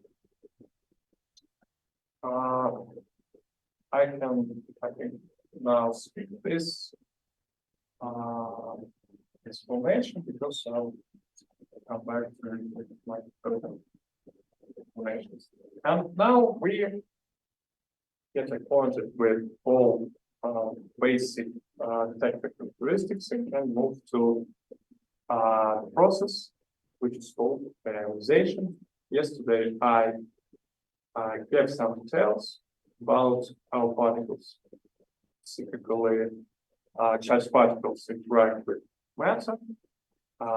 We have the primary ionization, we have charged particle that interact with matter, and secondary ionization. And secondary ionization with delta electrons, which have enough energy also to ionize the medium. And here you can see the track, the primary track of the particle, and this the second track, which is caused by delta electrons. And the math is very simple. In order to understand and detect your particle, you have to simply calculate the number of electrons which are produced during this interaction. Actually, not only electrons, but also electrons plus ions, which are called together electron-ion pair. And here you can see, for example, here E sub zero. This is the initial energy of the particle which interacted with the material, and here you can see n sub zero, which is E divided by V value, W value. And this W value actually is the average energy in order to create one electron-ion pair. And this actually is an experimental and well-measured parameter. And in order to calculate the number of electrons and ions ion pairs, you have to just divide the initial energy by this value. And here you can see parameters for different materials, mostly gases. I will give more details in gas detectors, but again, it's mostly argon. Here you can see W value that is actually measured in electron volts through ion pairs for different materials. And you can see that for argon, for example, this value is about 26 electron volts. What it means that, for example, if you have one innovative particle, you simply divide this energy, one Y MV, through 26 EV, and you will get the number of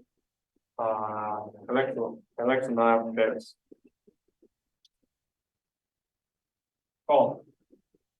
Let's move to the processes which can happen in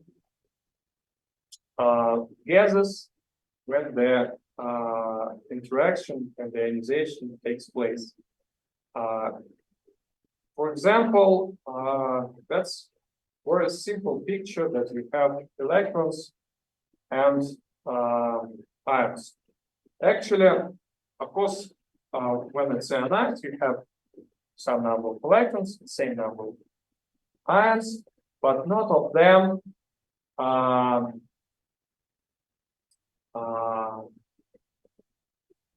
they have one tendency. They, in order to measure the signal and collect these electrons in ions, you have to apply voltage in order to divide them. If you don't apply voltage this way, this process happens, which is called recombination. A recombination happens when you have an ion and electron. And actually, they don't want to be separate. They have a tendency to come back, meet again, and form their molecule or atom, initial atom.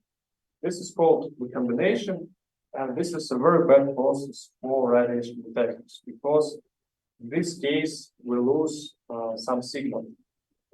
And to get rid of this recombination, as I said, you have to apply high enough electric field to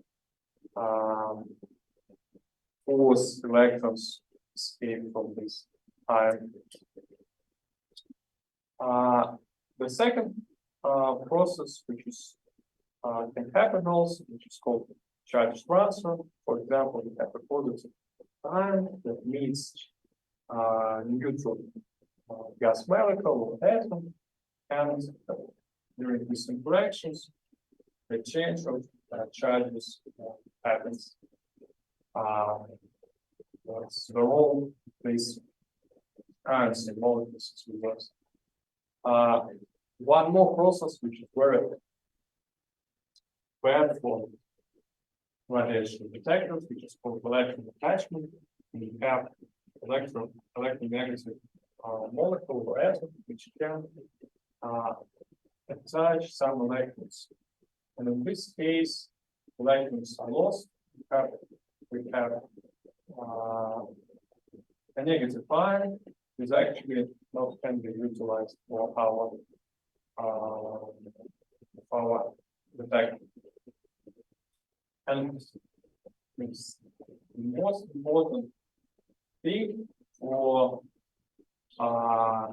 electrons and ions, that's called charge mobility or their motion. In order to detect and measure the energy of each particle in the detector, we need to collect these ions and electrons. And how we do this? We apply an electric field, and under the influence of the electric fields, ions and electrons start moving towards positive or negatively charged electrons. And in this way, we will get a parameter which is called drift velocity. Actually, this is the speed of electrons or ions moving under the influence of the electric field.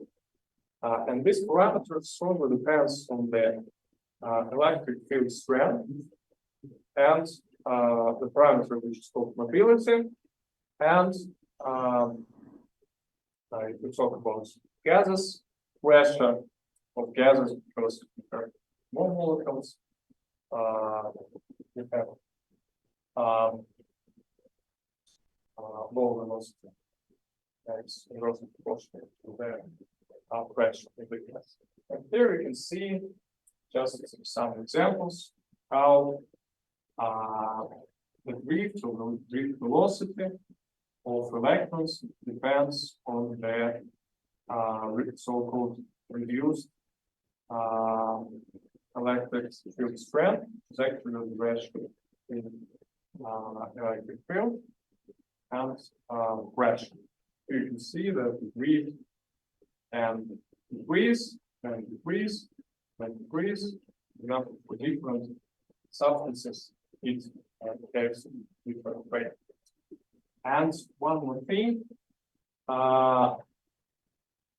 which is very important, that the velocity of ions is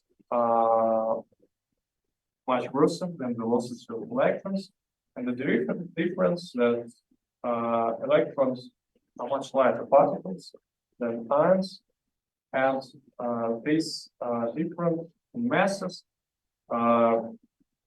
leads to the fact that the electrons move faster in approximately 1,000 times compared to ions. And here we come to the very important law that's called regions of operation of all gas field detectors. It's based on the notions which I have mentioned in the previous slide, and here you can see the number. Basically, there are different names on these axes, but usually this is voltage, next, and current or number of carriers in Y, and here you can see 6 different regions, and all these regions define the operation of different gadgets detectors. Here you can see the first region, which is called the recombination region, and as I said, this is very bad area for detector operation, because all electrons and ions are combined, and we don't have signals at all. The second region, this is called ionization region, is very important and is used for operating such devices, which are called ionization chambers. And I will show you in more details how these detectors work. The third region is called proportional region. In this region works detectors which are called proportional counters. And despite the name, these detectors can measure the energy of the original of the initial particle. And here, just to clarify in these regions, in ionization region, the number you have some finite number of electrons and ions which move under the influence of electric fields, so the electrons, and you simply collect them. In the third region, the proportional region, we have the so-called multiplication factor. Then we apply more voltage to the electrodes and achieve so-called gas multiplication. We have more electron ion pairs, and the energy of and the number of these electron ion pairs is still proportional to the initial energy. The fourth region is called limited region of limited proportionality, and no detectors operate in this region because there are a lot of non-linear effects, and we don't get the energy of the initial particle. The fifth region is called Geiger-Müller region, and in this area, devices which are called very pretty simple and well-known devices, which are called Geiger-Müller counters, they exactly operate in this region, and the main thing that we have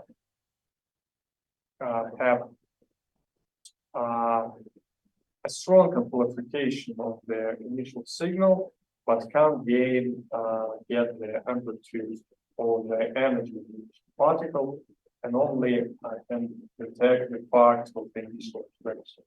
Why this region is called Geiger-Müller region, and detectors which have the same name are called counters, but compared to proportional counters, Geiger-Müller counters can't measure the energy of the initial particle. That's the main reason. It's because they operate at much greater, more greater voltage required. And the last one is called just discharge region. If you apply the big voltage to the electrode, you will get a continuous discharge, lots of sparks, and will get no measurable signal. And this really a limit where Geiger-Müller region stops, and here no detectors operate. So actually, if we talk about ionization chambers, this is a very simple picture showing this is the detector, just a schematic, and actually the detector itself, it's a capacitor. We have two electrodes. One electrode is called an anode, it's a positively charged. The second one is a cathode, which is negatively charged compared to the anodes. You can have one electrode can be grounded, and the second one should be positively or negatively compared to the first one. And in the presence of electric field, electrons and ions start to and this volume actually is filled with some material. In gas field detectors, basically it's noble gas. We usually use noble gases such as argon, xenon, helium. It's rare, but sometimes it's used. And actually, you have two electrodes, and some material beside them, you have actually a capacitor. And this capacitor is characterized by the capacitance. And if you have some resistor connected to this capacitor, you can actually integrate the charge and get the current. Yeah, and you will have actually the ionization chamber. And ionization chambers can operate in two modes, in current mode and in pulse mode. In current mode, you have just electrons and collect all particles over a very long period of time, which is actually represented by this parameter, which is called tau, which is actually the RC, or the R multiplied by C, the resistor, and C the capacitance. And in this case, you will get time, current, you integrate, you will get charge. And I would like to say that in current mode, not a lot of detectors operates, not for so many other applications. For example, for dosimetry, it's used, and I hope that my colleagues will tell you about this in the next lectures. But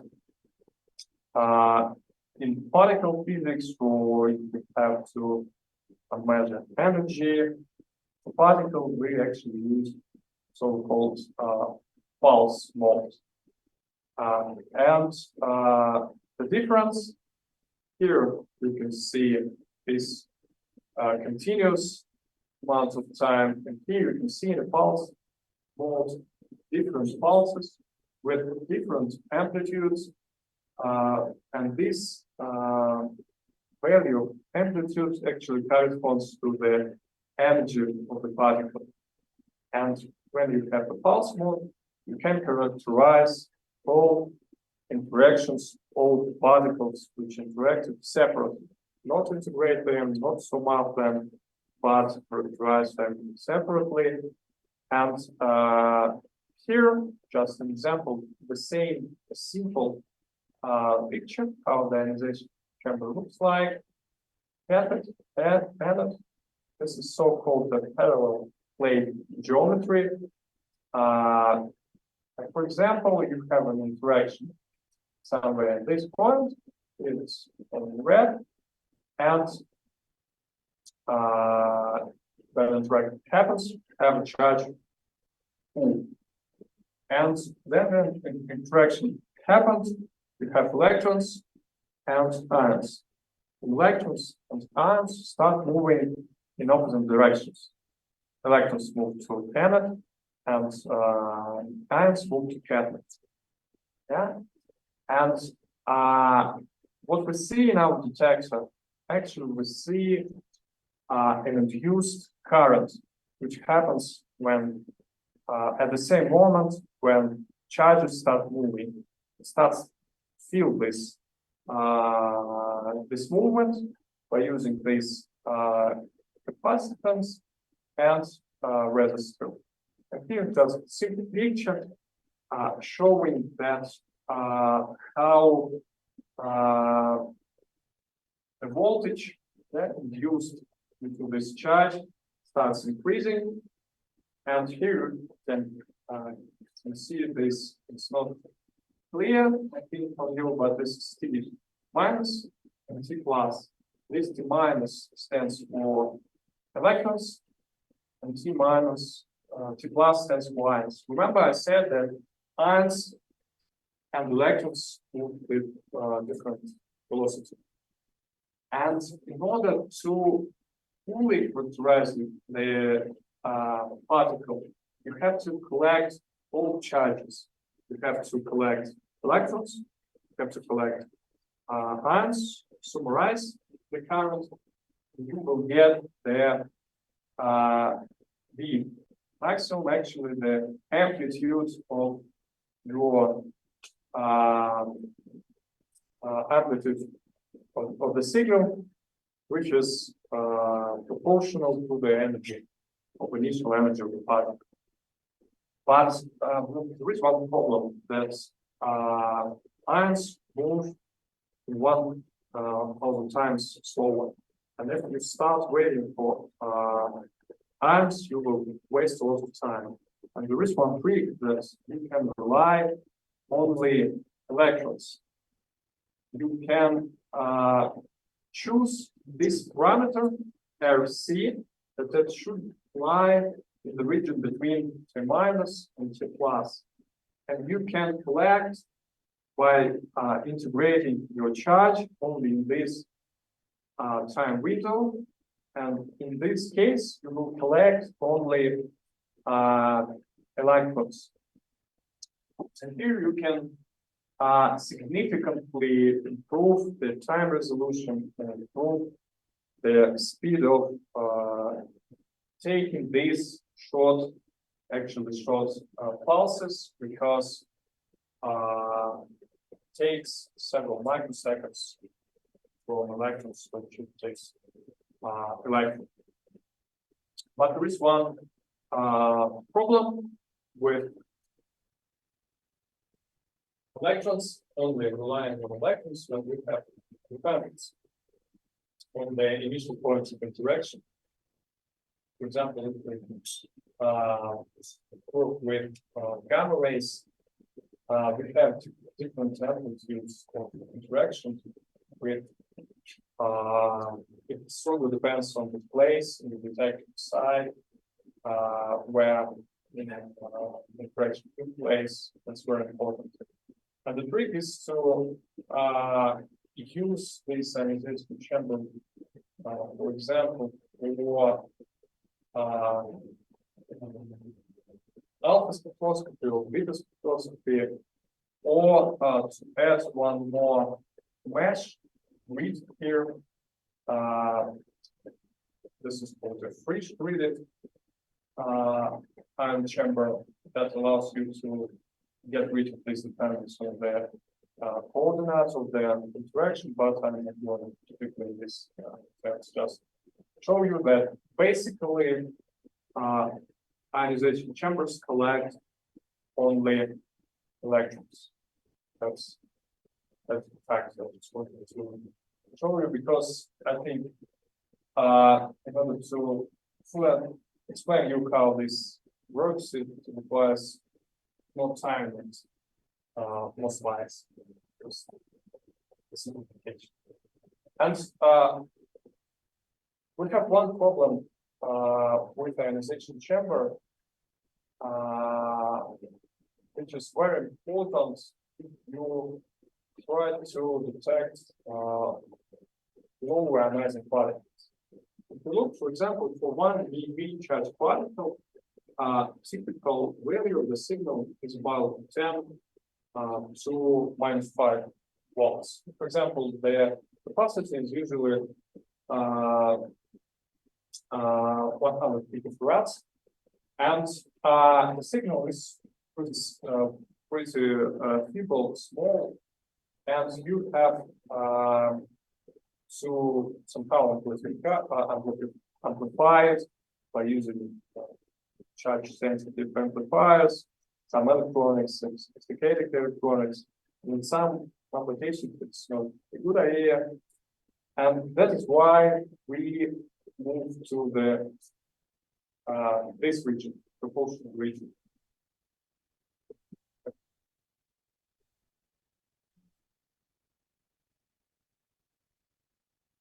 This region is called the proportional region, and the main feature of this region, if we make the electric fields inside this capacitor stronger and stronger, we can achieve the so-called region of amplification.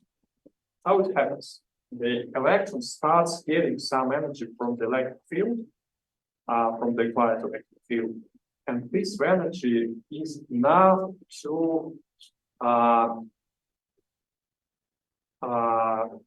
well, let's start from the beginning. You have some interaction which happens, and you have, for example, pair electron, less ion, and the electron and ions are moving in the direction in the electric field, and this field is strong enough, and electron gets some energy, which is ionization electron, which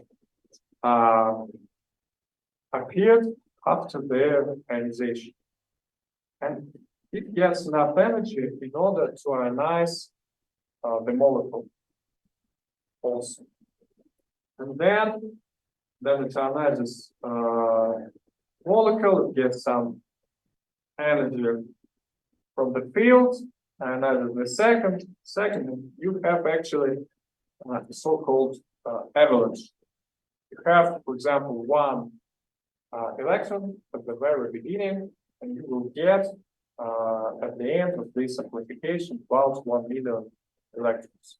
And this process is called Townsend avalanche, and is also described this exponential question.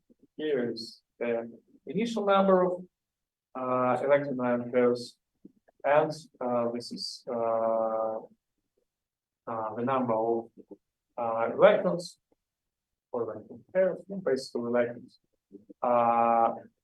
after the initial electron passes from some distance. And this actually called exponential outreach. It's called gas multiplication factor, and output is called the first Townsend coefficient, which depends on electric field and pressure. As we talk about gases factors, we talk about the gases. We have all the time keep in mind pressure, because it's very important.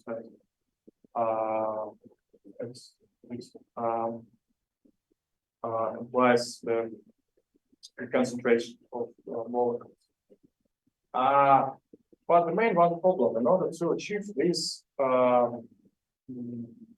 electric fields and the electric field strength is about 10 to minus 4 volts per centimeter.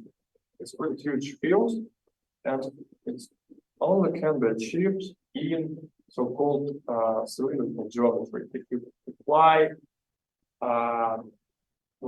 parallel plate geometry, you will have to significantly increase the electric field, I think up to even 200 volts, kilovolts, and this so high electric field will give you the continuous discharge. But that's why physicists came up with a simple idea to use geometry. And then this geometry, the cathode, the detector looks like a cylinder, and something like this. You have a cylinder, and inside the cylinder we have an anode, very thin anode, which is actually wire, metallic stainless steel wire, for example, with the diameter of 100 micrometers, and a cathode, which is the outer surface of this cylinder, is also metal.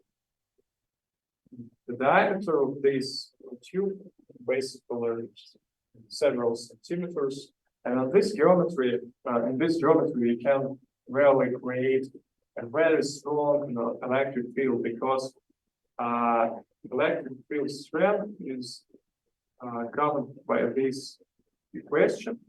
This is applied voltage between anode and cathode. It's the radius, the distance which we measure this electric field, natural logarithm of the ratio of the cathode radius to the anode radius. And in this geometry, you can achieve quite high electric fields in this region, which is called the multiplication region. And this multiplication region is actually very small compared to the whole volume of the detector. It's less than 1% of all value. And exactly in this place, the multiplication happens, and here we can get the avalanche. And this avalanche of electrons start moving like this. And what's called a simulation of this process. You have an initial electrons, and they move. And here, in the vicinity of this end of wire, 25 micrometers, this is about 100 micrometers of increase region. You can see the increase of electrons. You can get electron avalanche, which is rarely in the vicinity of the anode. And this electron can give you the same electric signal, which is ionization chamber, but the amplitude of this signal in 10 to minus power, 10 to power 5 or 6, 1 million times more. And in some applications, you don't need additional preamplifiers, for example, to get the signal from the detector and can detect low energy particles, like photons, for example, with energies not so high compared to that for other particles. And also, noble gases are used for these detectors, mostly for ionization chambers or photon counters are used. Noble gases such as xenon or argon, but the most conventional is argon because it's much cheaper, and this is the best way. The main difference that these proportional counters require so-called rich gas, which is usually a full atomic gas, for example, CO2 or methane, which is added to the noble gas in order to absorb photons, which can also happen during the phase interactions. Because when particle passes through the noble gas, it actually gives rise not only to ionization, but also to excitation. And this excitation can give you sort of pulses that can mimic real interaction. That's why all everywhere and always all proportional counters are used with a mixture of gases, noble gas, argon, plus French gas. I think for today will be the last slide. I will give you some to cover all of the regions, working regions. We covered ionization chambers, proportional counters, and now we are dealing with Geiger counters. And in this region, Geiger counter operates when you apply a very high voltage. You have multiplication factor, for example, 10 to the power of 10. And the main difference between proportional counters and Geiger counters, that's you operate in higher and electric field area, and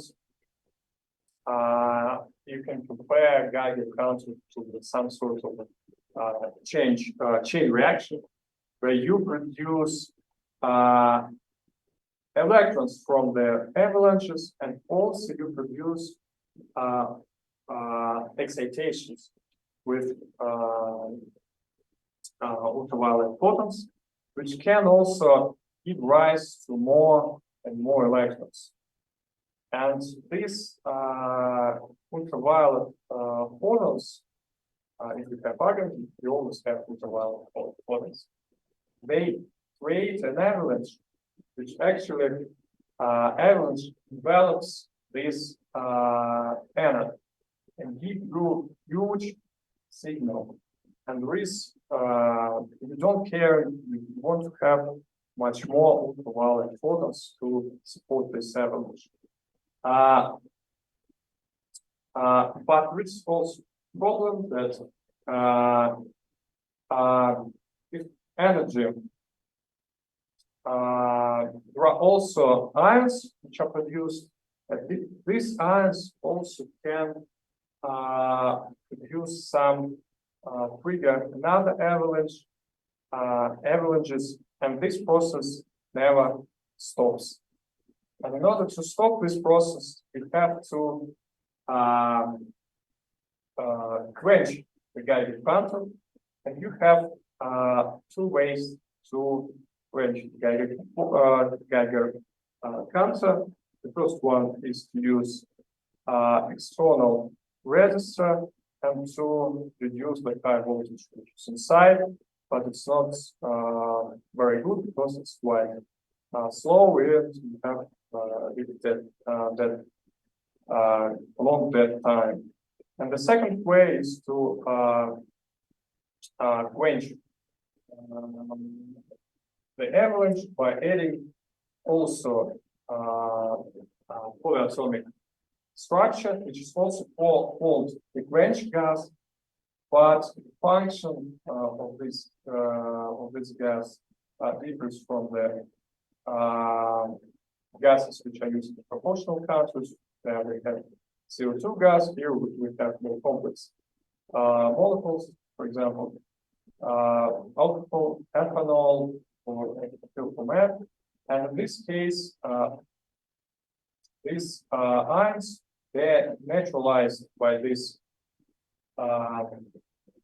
by ways of transfer of electrons, and using these gases, you can stop the avalanche. I just want to add that actually these quenching gases and this Geiger counters with quenching gases have a limited period of operating time because these gases may dissociate and lead to the breakage of this detector. And these detectors are simple. I think they were invented in 1930s and 1920s, and still in some applications we use, for example, in dosimetry, we use Geiger counters, which are one of the best ways to count radiation detectors. I think I can stop for today, and tomorrow proceed with scintillation detectors. Thank you for your attention. If you have questions, I can answer them. Are there any questions? ¿Alguna pregunta en el, lo pueden hacer en el chat? I can answer them tomorrow. Thank you very much. There are some things in the chat, but they're in stage. It's in the chat.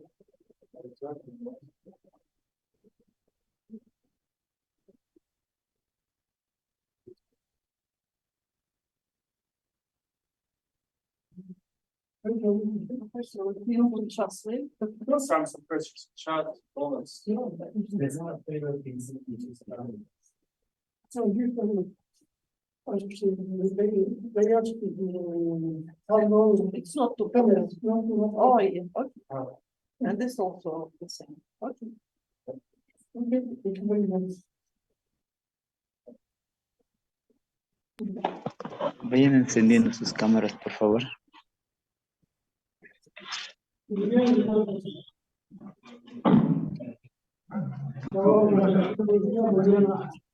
Por favor, Kevin, Ryan, un poco.